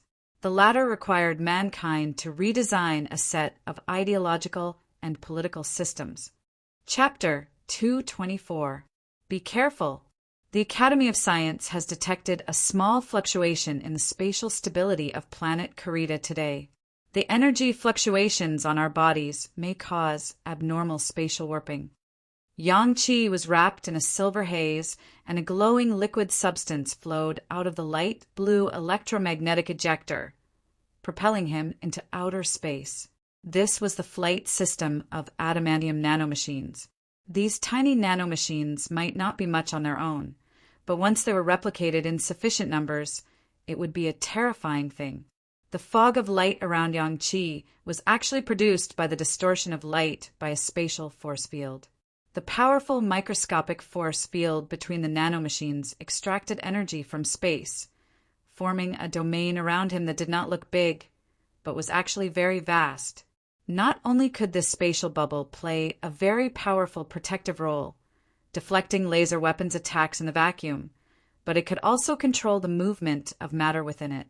The Republic had entered a life-sustaining program into the nanomachine system, which could even provide the environment needed by the human body in very extreme environments. If it wasn't for the limited production of adamantium, the Republic wouldn't even need to build spaceships. In fact, this spatial bubble had become the research focus of the Republic's next generation of aerospace technology. Compared to the clumsy, massive spaceships, this interstellar weapon had a much better price-performance ratio. Of course, because the spatial bubble couldn't carry enough matter, spaceships were still very important. Matter was an extremely important resource in the universe. During a voyage, it was possible to travel for more than a dozen light years, or even hundreds, or even tens of thousands of light years without finding a single material planet. For a civilization at the level of the Republic, matter was energy, matter was materials, and matter was everything needed for survival. Now, only spaceships as large as cities could provide enough matter. Even larger spaceships were still being built. The Academy of Science had already planned to select moon-sized asteroids from the Carita system's meteorite belt as materials to build motherships. In the Republic's vision, a single-person spatial bubble would be the main combat unit. Other large offensive weapons, such as winged fighters, floating cannons would be used as supplements, and starships the size of planets would be used as motherships. Forming a starship fleet was the future development direction of the Republic. Therefore, this single-person spatial bubble system would only be used within the system. Yang Qi's team was responsible for cleaning up the outer space of planet Karita, killing the remaining enemies, and searching for technological products and supplies. Each of them had different methods of navigation. Yang Qi had the most comprehensive and advanced spatial bubble system. Only the Republic of China had the ability to provide such a thing. The other allied nations were still far behind in their research in space technology. Balshak's outer armor was like Iron Man, propelling itself through the magneto-hydrodynamic jets hidden in his hands and feet, allowing him to fly through the universe. They were European community soldiers from France and Italy. Brooke and John had no choice but to follow behind them. After all, the technology of the European community was the most advanced among the Allies. It was as if their technological system had not been affected by the apocalypse, stubbornly and rigidly following the predictions of science fiction on Earth. Spaceships, firearms, melee laser weapons. I think I found something. Barshak called his teammates over to take a look. If the cloaked man who died outside the portal of Zatari could see it, he must have recognized the object lying in the wreckage of the snake-shaped spaceship. It was the beacon that Loki used to contact him. This is space trash captured by the spacecraft wreckage. Look, this is an impact crater. Yang Qi waved his hand, and the key-like metal object flew into his palm. It doesn't look like a fragment, nor is it a weapon. It's worth collecting.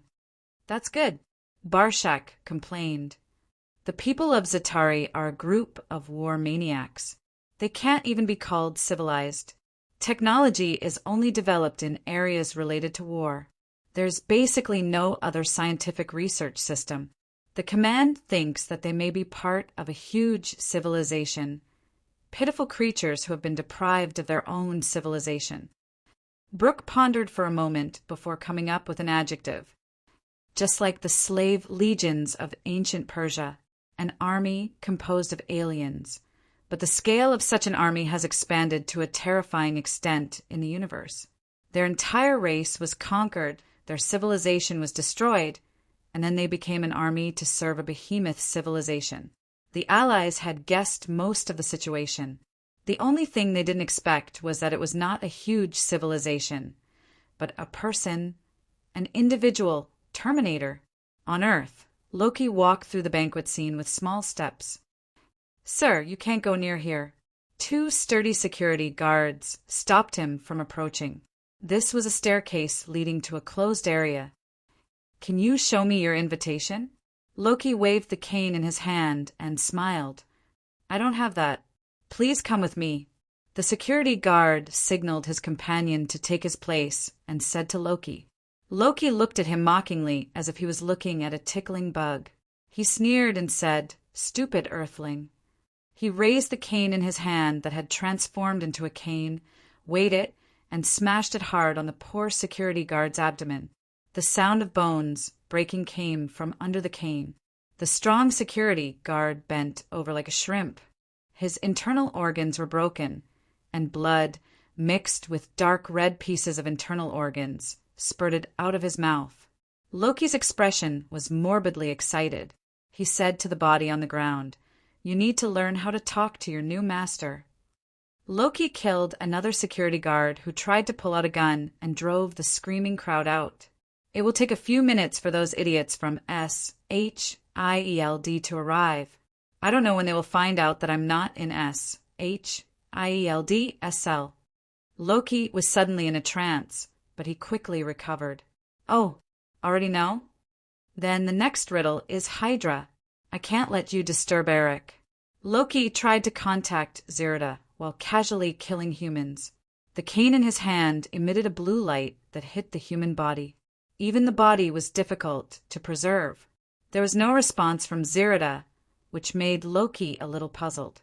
The night view of the German streets quickly faded away from him, and the surroundings became very dark, just like in space.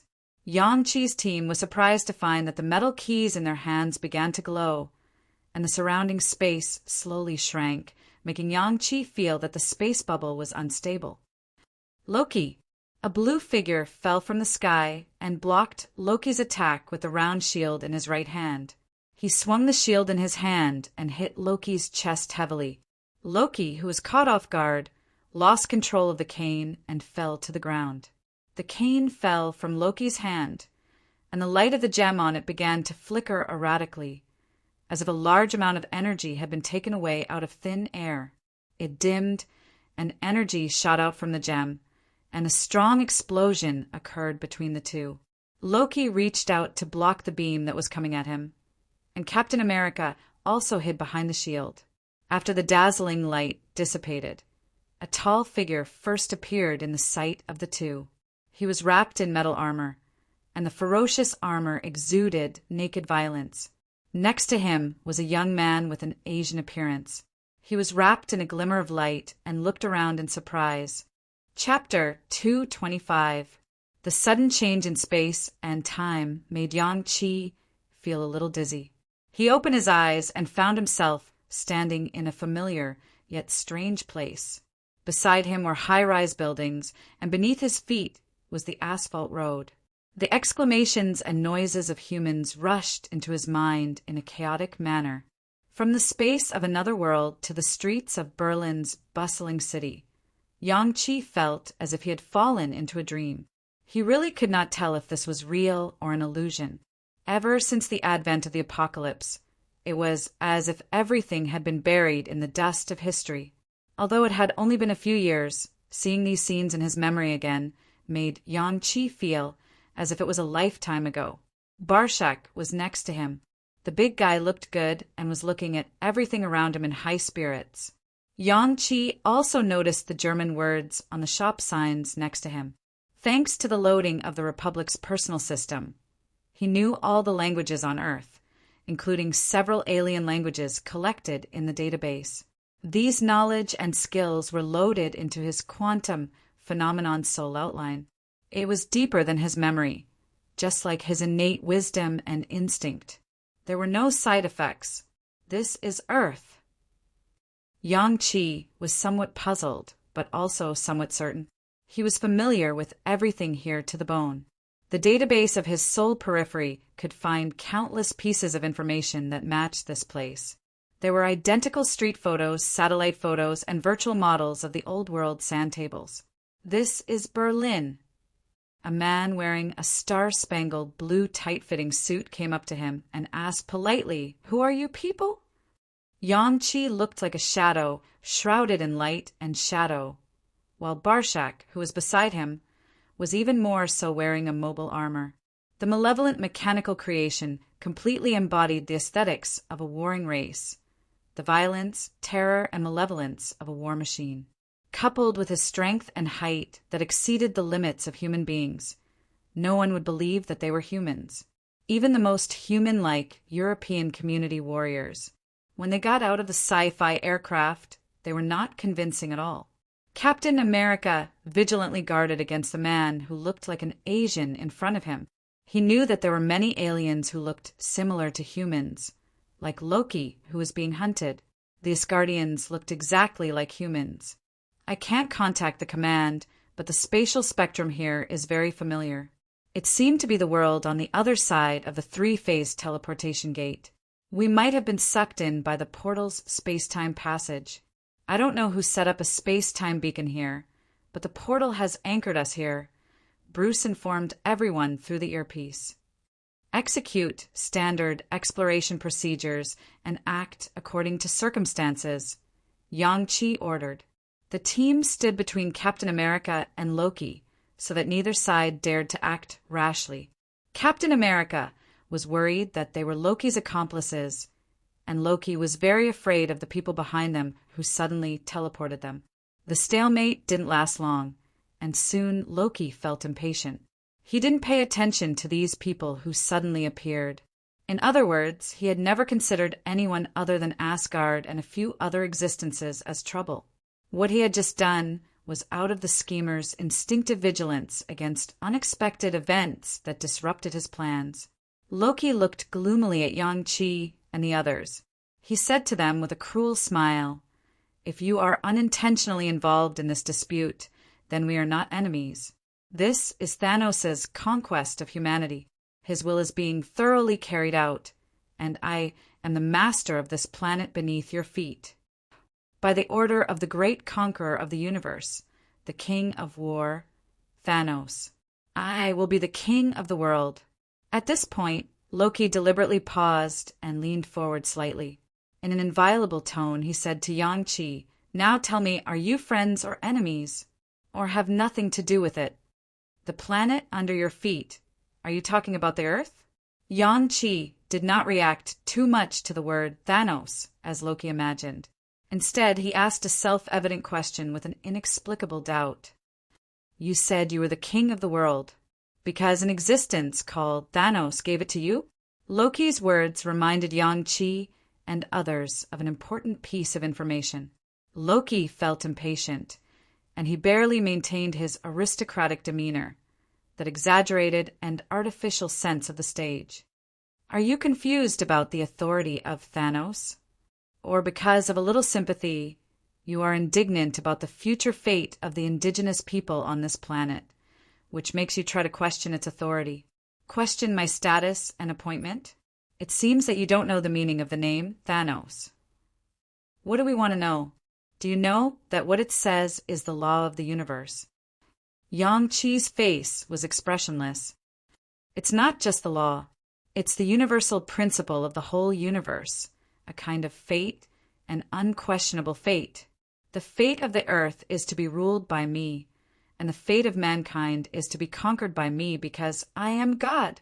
Forget it, humans are the same, and you are the same, always like to question me. I could have let you know what a big mistake you have made." Loki raised his scepter and said, "But I'm tired of it." The scepter returned to its original shape, and the sharp blade at the top was made of Asgard metal, which could easily cut through alloy armor and block energy radiation attacks. Loki's speed was very fast. The Frost Giant's physical fitness was stronger than Captain America's, and the Asgardians' combat skills were far superior to those of the Earth. But the scepter was blocked a full meter away from Yang-Chi. An invisible force field wrapped around Loki's scepter and firmly locked it in place. The space was like a sticky gel, and the harder Loki stabbed, the greater the resistance. He managed to move 2 meters forward, but he couldn't go any further. Captain America's reaction was also very fast. Without hesitation, he took off the shield on his right arm and threw it at the back of Loki's head, but Loki caught it with one hand. The strength of the Frost Giant was fully displayed. A hoarse voice like thunder rang out. "Do you think this thin layer of barrier can stop me? I'll let you know what a big mistake you have made." Loki's voice made the air tremble, and it sounded like it went straight into the souls of several people. "Go to hell." Before Loki's roar fell, he was hit in the back of the head by a lump of alloy the size of a human head. Even with his extraordinary physique, he felt his vision go black, and then a series of consecutive blows. 2 real iron fists accurately hitting every place defined as a human's vital point. Barshak used the wrestling technique he learned in the army to constantly hit Loki's vital points, while at the same time destroying his body's balance, so that his body was always in a state of adjustment.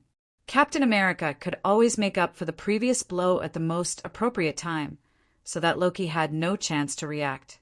Fortunately, Asgardians still had magic, or Loki would be the first alien in the divine realm to die from human martial arts.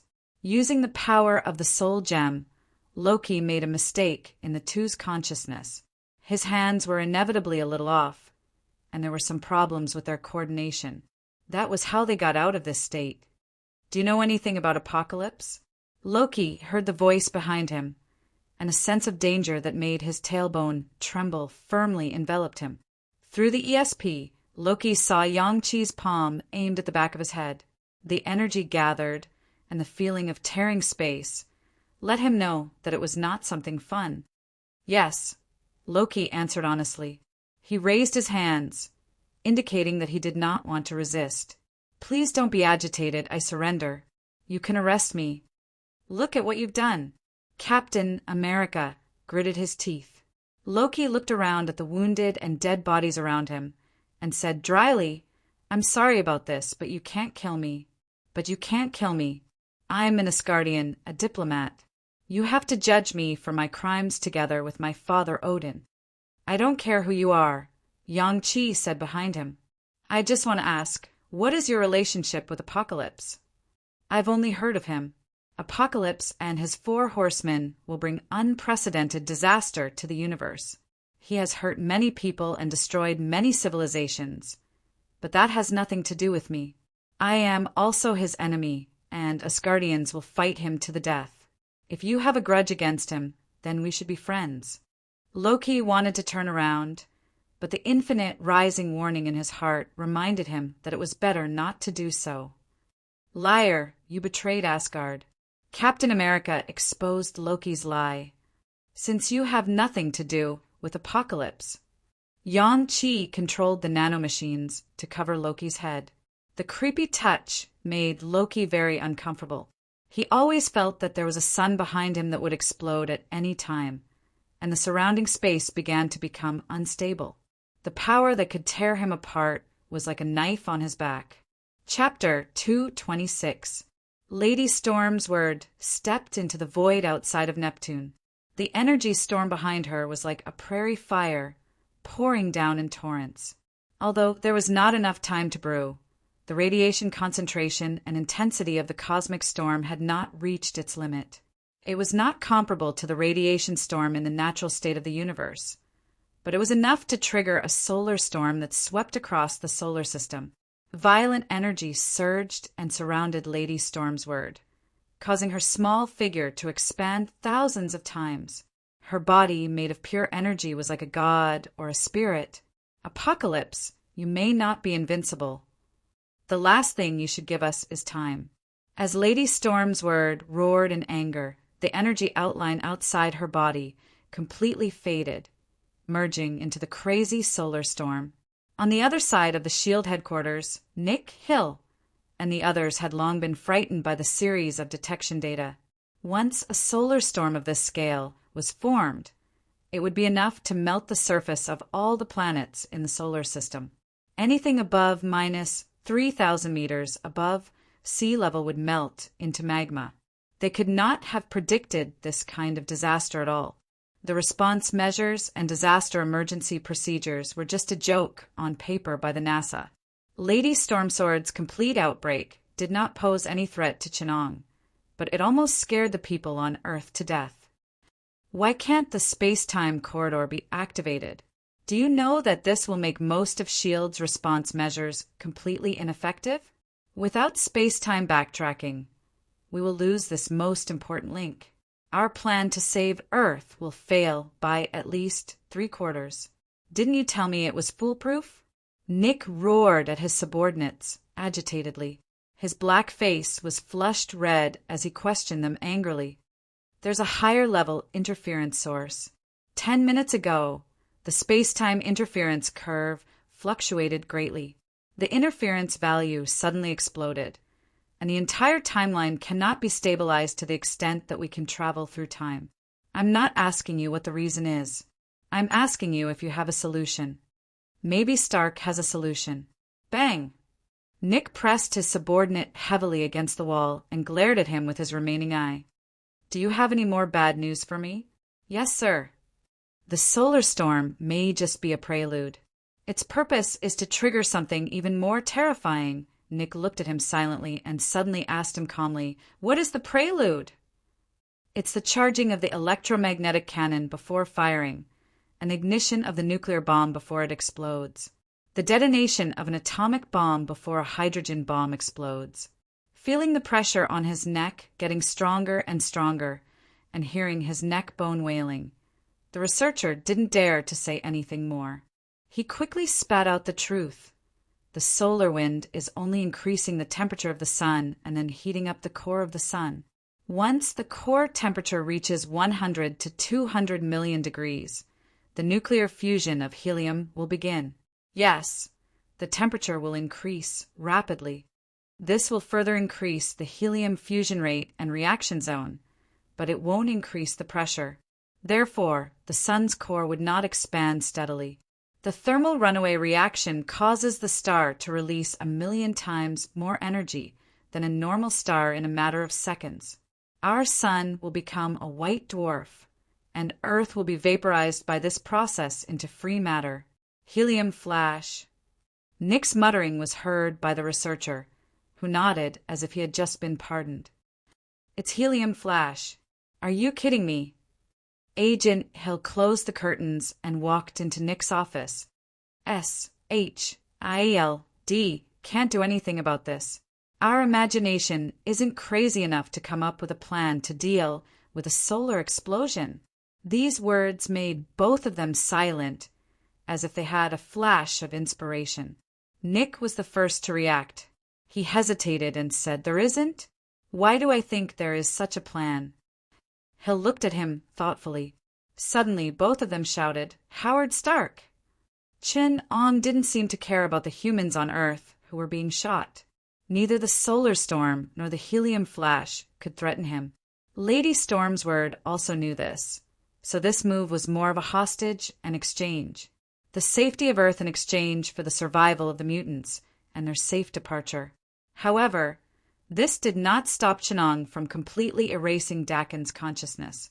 He locked Dakin's main personality in a split body, allowing the many personalities in his body to reside in the split body and obtain freedom.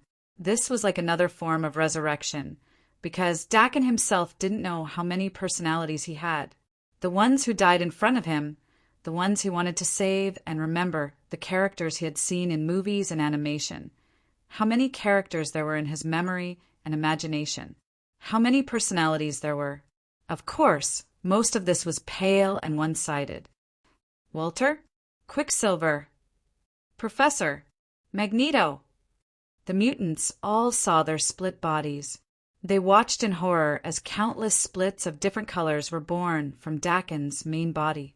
Some had just died, and some were still alive, until Dakin became a biochemical material with a blank personality. I've studied this kind of simulation and replication ability before. Darwin's genetic simulation, Demonis cell transformation, and the Sentinel's self-evolution. Congratulations, this is enough for me to develop Dakin's ability to a whole new level. Chen Ang's words made the young mutant warriors nervous. They all looked at this mutant, the unprecedented Demon King in human history, with their hearts extremely nervous and uneasy. Chen Ong did not disappoint them. He smiled and said, "Don't think that these personalities are fake. Dakin's personality simulation ability is the closest ability I've seen to a soul. Sometimes you can't even tell whether these personalities are his memories or he has swallowed other people's souls into his own body. Of course, virtual is virtual, but I've made up for this point. I used the Demonis, Darwin, and the Sentinel robot's cell circumference as material and adjusted Dakin's body so that he can perfectly clone your body. So what?" Vulcan interrupted him and said, "We only have one soul. This is something you can't fake. Young man, don't be so decisive." Chen Ong smiled and added, "Is the soul really unique? Perhaps the experience in this dimension has given you this illusion. Think about it. The future, the past, the present, there are countless of you in countless time and space. Is their soul unique? These are the souls I pulled from the depths of time. Some of them are from the past, some are your future, and some are just another possibility of your existence, the present. After killing you, they will be the only self, and they can successfully replace you and gain a new life. This time your enemy is yourself, and something from my imagination." As Chen Ang's voice fell, the doppelganger Magneto looked at himself not far away and sneered. "There can only be one Magneto in this world." He looked back at his subordinates and enemies that kept appearing, pointed to his heart, and said, "You should have felt the voice in your heart, the disgust from our souls. There is only one self in a world. If you don't want to become a false existence, then come with me and kill your existence in this world. Now, who will follow me?" To be continued. P.S. Happy New Year's Eve. I wish everyone good luck. Chapter 227. Loki is the Prince of Asgard, and we must be careful with him. Captain America explained to Yang-Chi helplessly that he was escorting Loki to the headquarters of SHLD, and at the same time he had to contact these mysterious fighters to determine their intentions. Asgard? Is it a country from another planet? Yang-Chi carefully collected information about the world and was ready to make preliminary exchanges with the Earth government on behalf of the Republic of Republic. Captain America nodded and said, "Yes, they're from outer space. But what makes me more curious is your origin. If I'm not mistaken, your technology products have strong traces of human technology. It's hard to imagine that there are two such similar technological development paths. It's like human technology has developed to a crossroads and then made a new breakthrough in one of the directions." Yang-Chi said what Rogers wanted to say.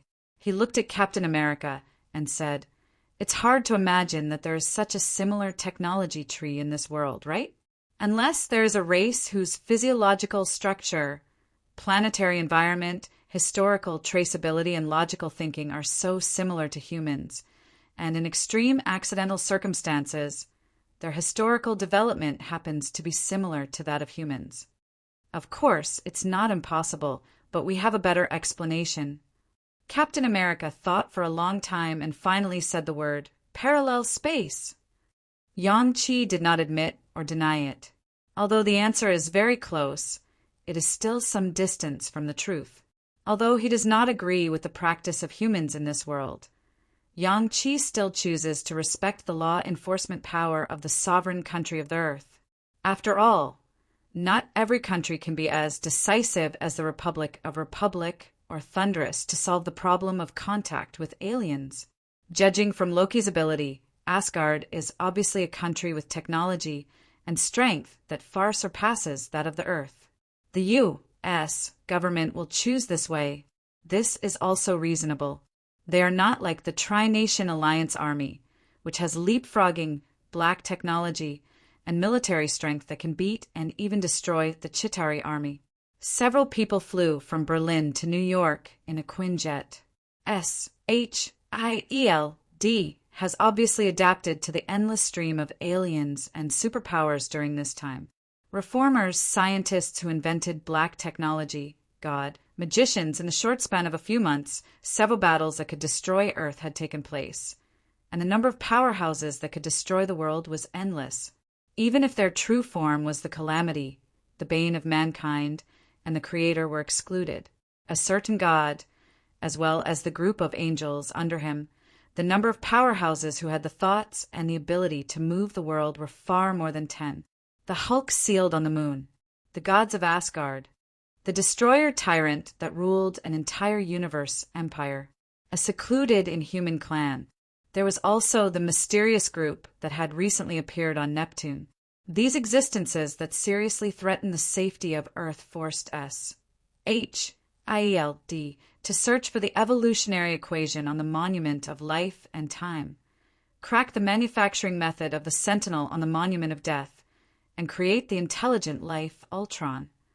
During this period, because of his research on the universe's Tesseract Cube, he had attracted the attention of Thanos and other evil forces. But anyway, SHIELD was still on the move.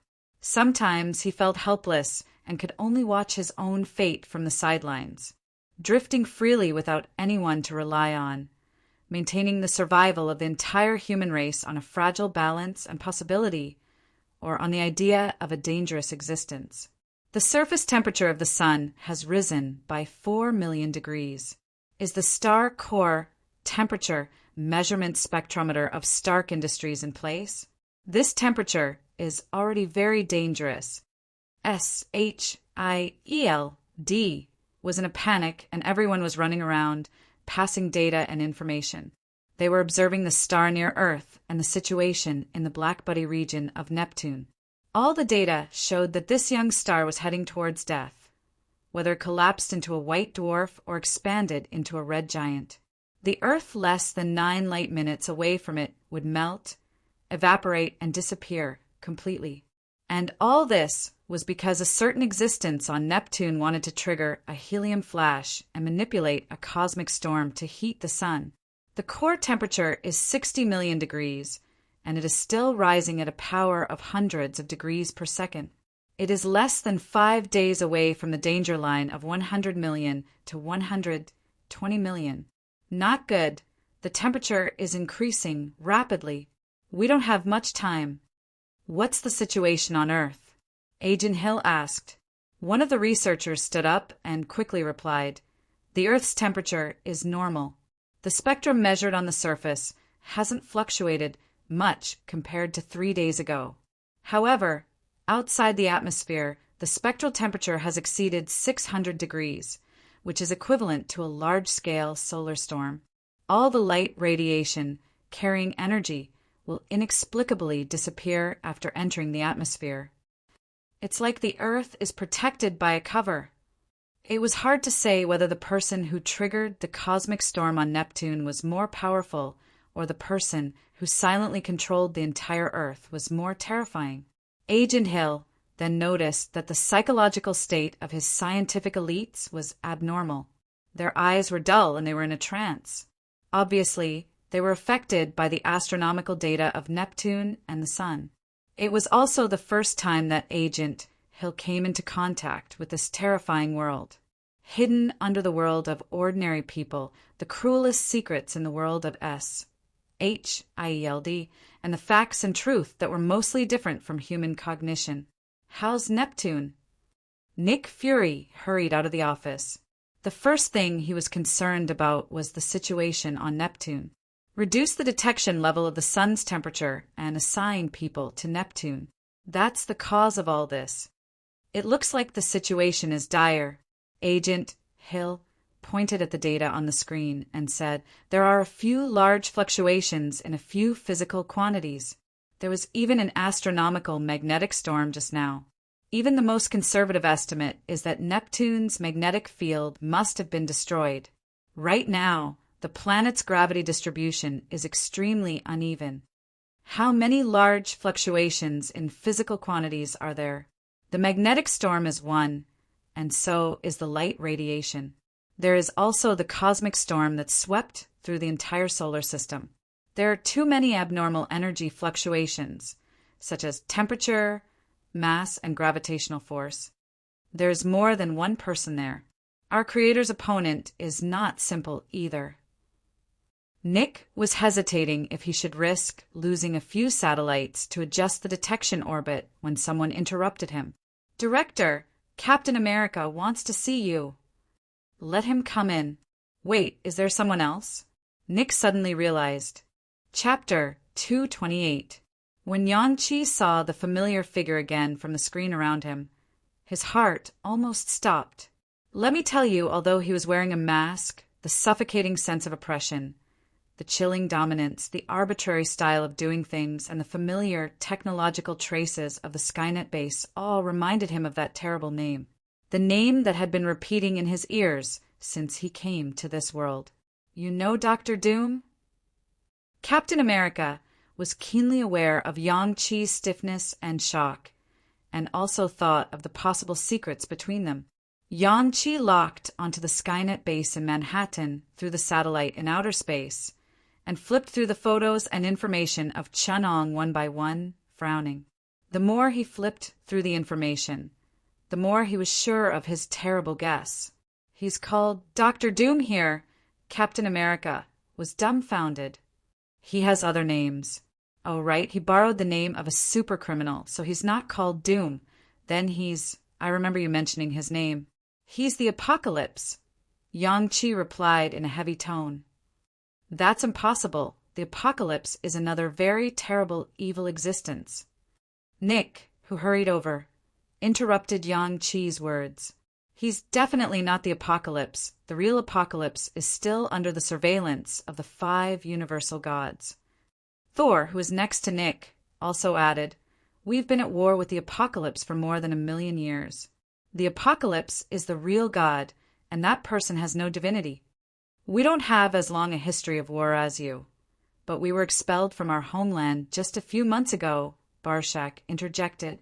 We'll remember who the apocalypse is for the rest of our lives. Just then there was a slight change in the surveillance video in outer space. This is a gravitational wave. Nick stared at the screen, his tone unconsciously rising. The Earth's orbit was affected just now.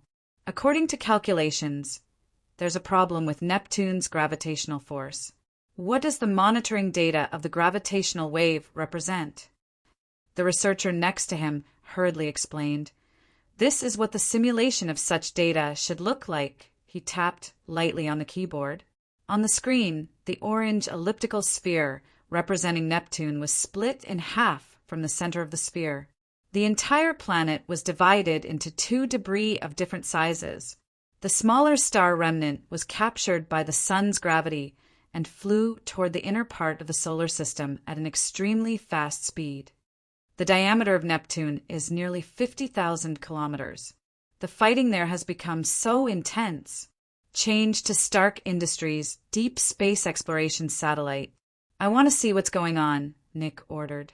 Soon, an optical image of Neptune appeared on the screen. However, due to the speed of light delay, the entire optical image should have taken place 250 minutes ago in absolute time.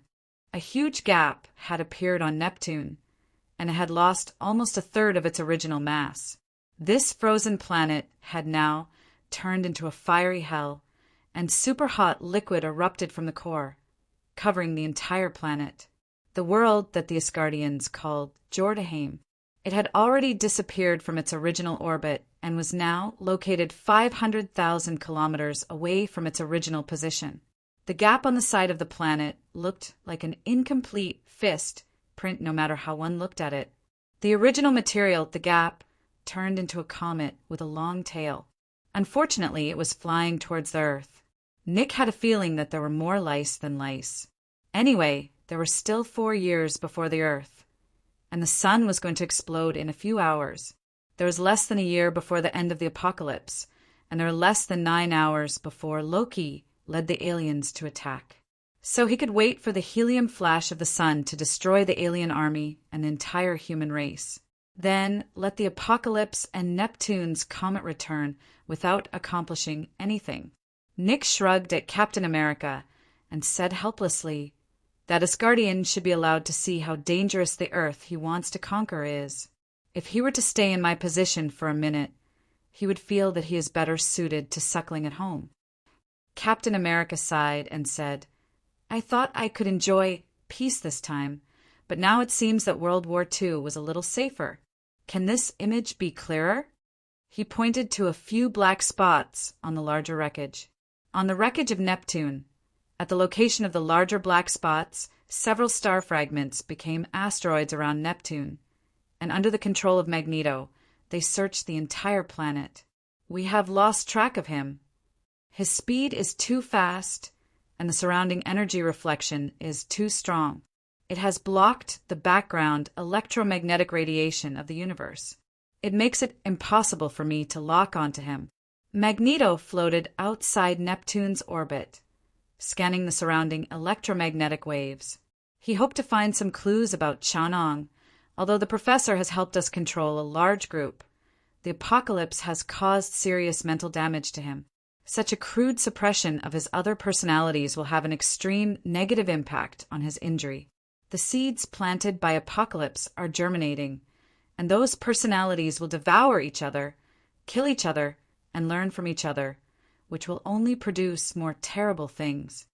This may be what Apocalypse wants. We are cultivating a group of demons. Storm's word questioned. Increase the energy of the solar storm. We will force him out. Magneto looked at Earth, his eyes full of killing intent. Impossible. The professor will not agree. Then ignore him. Don't forget, the people on Earth are just a group of monkeys.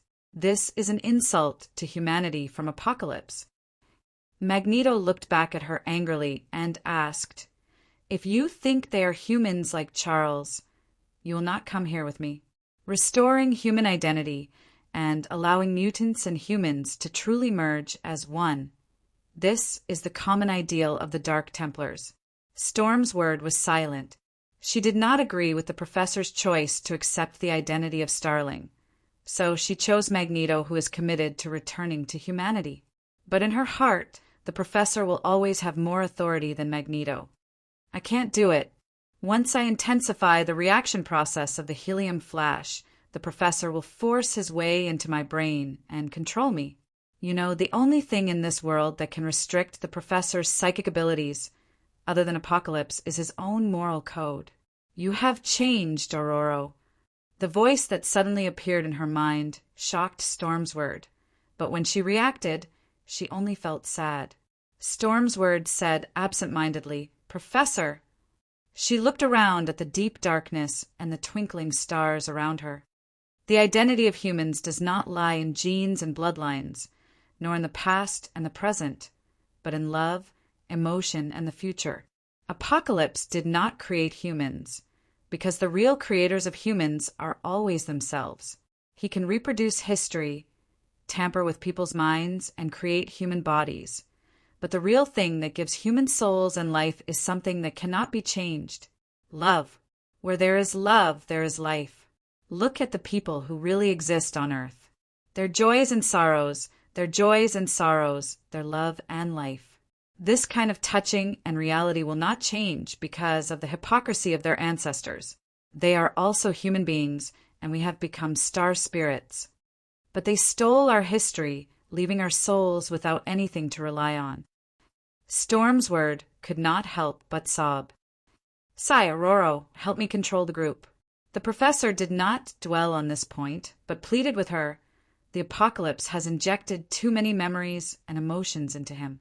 The filthy, evil, terrifying, cruel, violent, and powerful things from human fantasy works and history have been injected into the brains of the large group by the Apocalypse in the form of perfect memories and emotions. Those distorted personalities have killed and devoured each other in his mind to give birth to the concentrated existence of all their evil. The Texas Killer, Jack the Ripper, Miyazaki Tsutomu, these murderers with serious mental illness, and the demons from human fantasy, Jason, Freddy, Sadako, Kayako, Churinmei, Esther. Chapter 229. Hulk didn't know how long he had been in this darkness, and even his memory and personality were blurred. In the beginning, he could still maintain the unextinguished anger in his heart, giving himself infinite strength. But in this empty darkness, there was no reliance on strength, and time was meaningless. In the beginning, he became angrier day by day. The anger of being imprisoned made him dozens of times stronger, but no matter how strong his will was, he couldn't resist the erosion of time. This long darkness had polished the anger in his heart to the point where it was about to be extinguished. Chun Ong Seal was an independent space, without matter, energy, or even time. It only relied on the 6 golden characters on the asteroid to maintain the connection with the outside space. Even so, Hulk's experience was a very long process, so long that even the barrier between his 2 personalities had been worn down. I thought everything here was eternal and unchanging. Hulk looked at a beam of soft light in the dark space in surprise. His eyes were calm and quiet at this time, as if he had recovered the kindness and rationality of Bruce. The soft light was not dazzling, but it was quite conspicuous in this unchanging darkness. Hulk could see a vague shadow wrapped in this light. It was not strong, but it was very warm. The shadow became clear.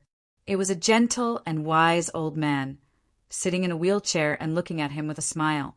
It was worth noting that there was no trace of hair on the old man's head.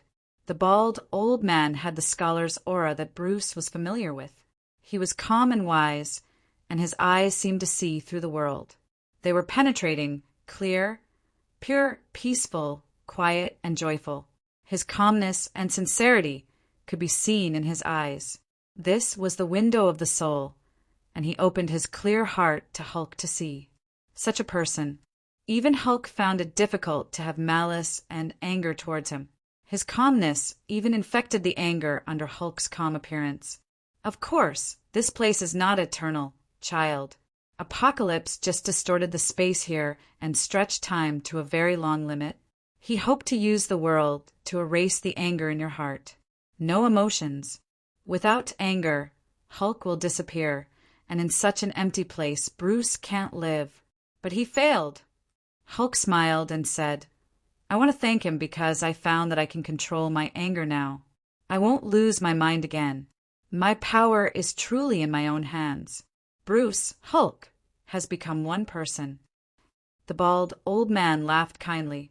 Hulk felt inexplicably guilty under his all-seeing gaze. The old man said sincerely, Don't lie to me, child. I'm not a subordinate of Apocalypse, and I'm not here to test you. I mean you no harm. On the contrary, I'm here to help you. I'll do everything I can to help you. Hulk had no reason to believe him, but he still looked into the old man's eyes and said, You don't believe that I'm Hulk? No, I believe you are Hulk. The old man answered with absolute certainty, but his tone immediately changed. He pursed his lips and said, I just don't believe that you've calmed down. On the contrary, you are in a state of extreme anger. Your calmness and rationality are all preserved for the sake of survival in this space. You have buried a kindling in your heart, my child, and if you set it free, you will die. If it's released, you'll turn the entire universe into a sea of fire and ruins. Hulk's calmness disappeared bit by bit with the old man's words.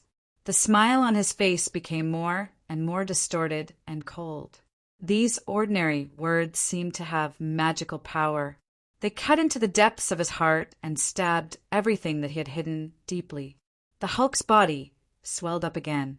From a height of 3 meters in front of the old man, he expanded several times. The old man was like an ant in front of him. His face became more and more ferocious, and his anger rose higher and higher, until the Hulk filled this boundless and vast space. He waved his hand and tore the space apart, violently destroying everything in front of him. There was no matter, no energy. He could shatter the void with a punch, and he could tear the space that imprisoned him apart with open arms. The roar that caused the entire void to tremble stirred up a huge wave of space matter. The Hulk roared, I've been imprisoned for hundreds of millions of years, exiled to this barren space by Dr. Destruction. How dare you provoke me? You're courting death. It's the apocalypse that imprisons your body, but it's you who imprisons your heart. The old man's shadow was like a tenacious lamp in the space storm. It never dissipated. Instead, it lit up the Hulk's lonely heart, and the warm light shone on him. However, the Hulk's anger could not be quelled until the 6 Chinese characters on the asteroid that sealed him lit up slightly. No, no, Dr. Destruction, I curse you. Damn it, ah! The Hulk cried bitterly and grabbed his head. A circle of light that seemed to be made of gold was slowly hovering above him. The old man gently stroked the circle of light on Hulk's head. The golden light dimmed slightly and then disappeared. This is the thought controller. It locks your meme. As long as your anger exceeds a limit, it will forcibly change your personality. For the apocalypse, there is nothing that cannot be analyzed about the human soul and personality. He wantonly plays with the soul, changes consciousness, and sets up this kind of brainwashing program. He has always used you as a test subject to study the deep connection between memes and genes. I thought I had it under control, but I didn't expect it to be hidden in my heart and never leave. Hulk slowly raised his head, looking confused. Bruce? The old man said in surprise. If I leave here, the anger of being imprisoned will make Hulk extremely powerful. It will destroy everything. Bruce looked at the old man and pleaded, Please help me destroy it. Hulk is a part of you. Then destroy me too. Bruce said firmly. The old man shook his head. No, Bruce. I have a student like you. She has an incomparably dark shadow, an uncontrollable personality. I once tried to suppress it, but I failed in the end. But I never regretted protecting her. Her name is Jean Grey, and she is my student. Her other personality is the Black Phoenix, an existence destined to destroy everything. I am Professor X. I can help you. Are you willing to be my student? I am willing, Professor. Professor X delved into Bruce's mind layer by layer. In the deepest part, he smiled at his new student. Bruce curled up in this dark spiritual world. Next to him was twisted anger and the desire to destroy. Hulk's consciousness was like the sea surrounding him. Dark and violent, he could only curl up and seek some pitiful space, until he saw the professor's light, saw the light tear through the darkness, split the sea, and rescued him. The professor's shadow took a golden hoop from Bruce's head, and the circle of light on Hulk's body suddenly disappeared. Professor! Bruce burst into tears. Bruce, you have to learn to control your mind. The professor put his hand on his heart and said to him, You are Hulk. Hulk is you. Ah! Bruce roared at the sky. Hulk's body, sealed in space, also raised his head, and his roar tore through the space again. The apocalypse set up a two-way space wall outside this space, and he broke this space down into a part of the structure of the outside universe. Four-dimensional time is composed of three-dimensional space, but in the four-dimensional universe, it is impossible to find three-dimensional space without time. This is the space wall. He isolated the connection between this three-dimensional space and the higher dimension, and also made it impossible for the higher dimension to enter here. But in order to torture you with time, the apocalypse set up a circular paradox to connect with the outside world in time and space. This left a loophole. As long as I destroy this space-time paradox, I can destroy the space wall and restore the connection between the two spaces. Bruce asked curiously, Then how do you destroy the space-time paradox? Do you see those 6 characters? Bruce looked at the asteroid in outer space, puzzled. Those are Chinese characters. Just say, Mani Mani Padme Hum, and it will be done. As soon as the professor's voice fell, a thin piece of gold foil fell from the top of the 5 mountains on the asteroid, parallel to the moon. Bruce immediately felt that he had restored his connection with the outside world, and he could even see Earth. That's it. Bruce's tone was a little strange.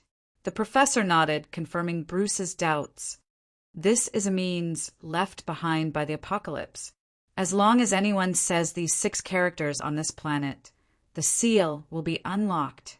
Not only did Bruce not show any excitement, but he said fiercely, He's crazy. Although he was a little dazed by this, Bruce still forced himself to calm down and said to Professor X, Professor, go a little further away. The damage I'll cause when I come out will be a little big.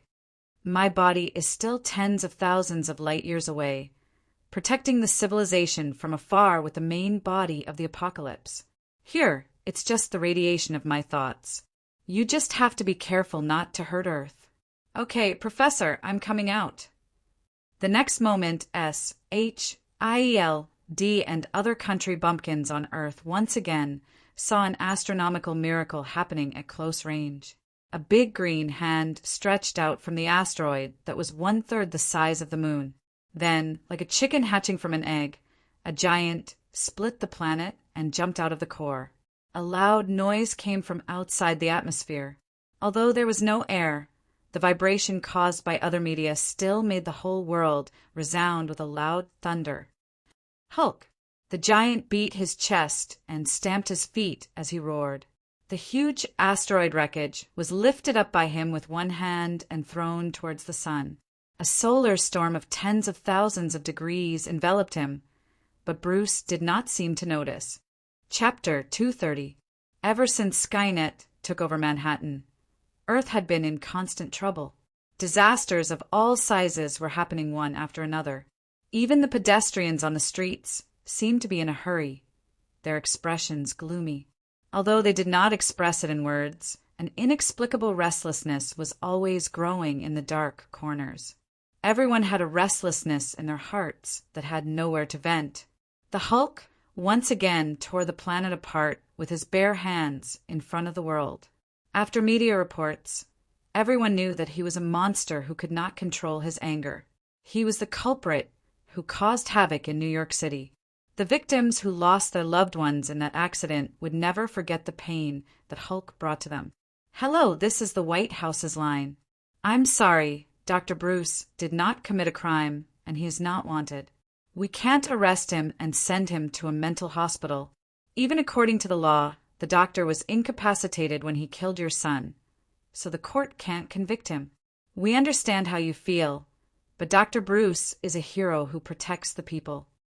Nick put down the phone in his hand and shrugged at Gil. "I'm going to give the operator psychological counseling." "Oh my God." Her words are so unpleasant. "Has Bruce contacted us yet?" Gil asked worriedly. "The situation is not good. We have tried our best to control the media, but we can't stop the gossip about Killer Hulk and Ogre Bruce. Hulk tore the planet apart and escaped under everyone's eyes. We can't control the worried people at all. They don't know that the sun is about to explode. If this continues, I'm worried that the people will make irrational choices," Gil said worriedly. "There's still time. The protests and legislation can explode in a short period of time. The most important thing now is the survival of mankind. For this bottom line, we can pay any price. The Congress will support any action we take, as long as we can solve the crisis that is close at hand. Send a team led by Black Widow to look for Bruce." Nick stood up and looked at the helicarrier outside the office window. He said thoughtfully, "I have a feeling that he will bring us the good news that we have been waiting for." "Chief, there's a riot in Stark Square against a superhero," said Hill after receiving a message. He turned around and said to Nick, "Chunong was in Stark Square, still holding Thor's hammer in his left hand. Although he did not wear Dr. Destruction's mask, his attire was still conspicuous enough. Skynet controls the city's surveillance facilities and networks, making it impossible for SHILD to find him as quickly as possible. The sudden appearance of Chen-Ong caused uneasiness in the crowd, and there was a little commotion in the flowing crowd under the Stark building. The heroes who gathered here to protest against Stark Industries formed a circle around Chen-Ong. They were hostile to Chen-Ong's silence, and fear surrounded him. Then, an old man who looked like the leader of the gathering stepped forward. He glared at Chen-Ong aggressively and walked toward Chen-Ong without any trace of politeness. "You monsters, demons abandoned by God, get out of our country. The United States does not need the protection of devils like you." As he spoke, he tried to push Chen-Ang's chest. However, an invisible force field stopped him. The man gave it another push in surprise. He felt the supple but strong repulsive force in front of him. It was like rubber sliding away from his strength. "Monster!" the man yelled. He carefully took 2 steps back. He pointed at Chen-Ong with hatred and fear and shouted, "This is the power of the devil, these bastards and deformities. They gave up the power of God's grace. Get out, monster!" The crowd on the periphery was boiling. They picked up the things in their hands and threw them at Chen-Ong. "You monsters, self-righteous heroes and vigilantes, we don't need your protection. The law and the police will protect us from living with monsters. You should be locked in prison, deformed bastards, baby-eating devils." Seeing that Chen-Ong had no intention of resisting, the marchers became more and more courageous. They boldly threw weapons and filth at him, and the insults from their mouths became more and more filthy. Molotov cocktails started to be thrown at Chen-Ong, and the gasoline started to burn around Chen-Ong. The crowd with steel pipes and weapons threw gasoline cans and solid alcohol at Chen-Ong from afar. Nothing could get within 6 feet of Chen-Ong, like there was an invisible barrier between Chen-Ong and them. The flames burned outside the barrier, forming a circle like a blooming lianhua. In the middle of the burning lianhua, Chen-Ong calmly observed the fanatical crowd, and the people outside looked at him like they were looking at a monster. The people outside looked at him like they were looking at a monster, and Chen-Ong looked at the people outside like they were ants. Chen-Ang's calmness was interpreted by the attackers as guilt and guilt, just like what these people had done before. Superheroes would not attack normal people because normal people were the representatives of justice. Once a superhero attacked them, it would be the greatest sin, and they would change from being on the side of justice to being a criminal.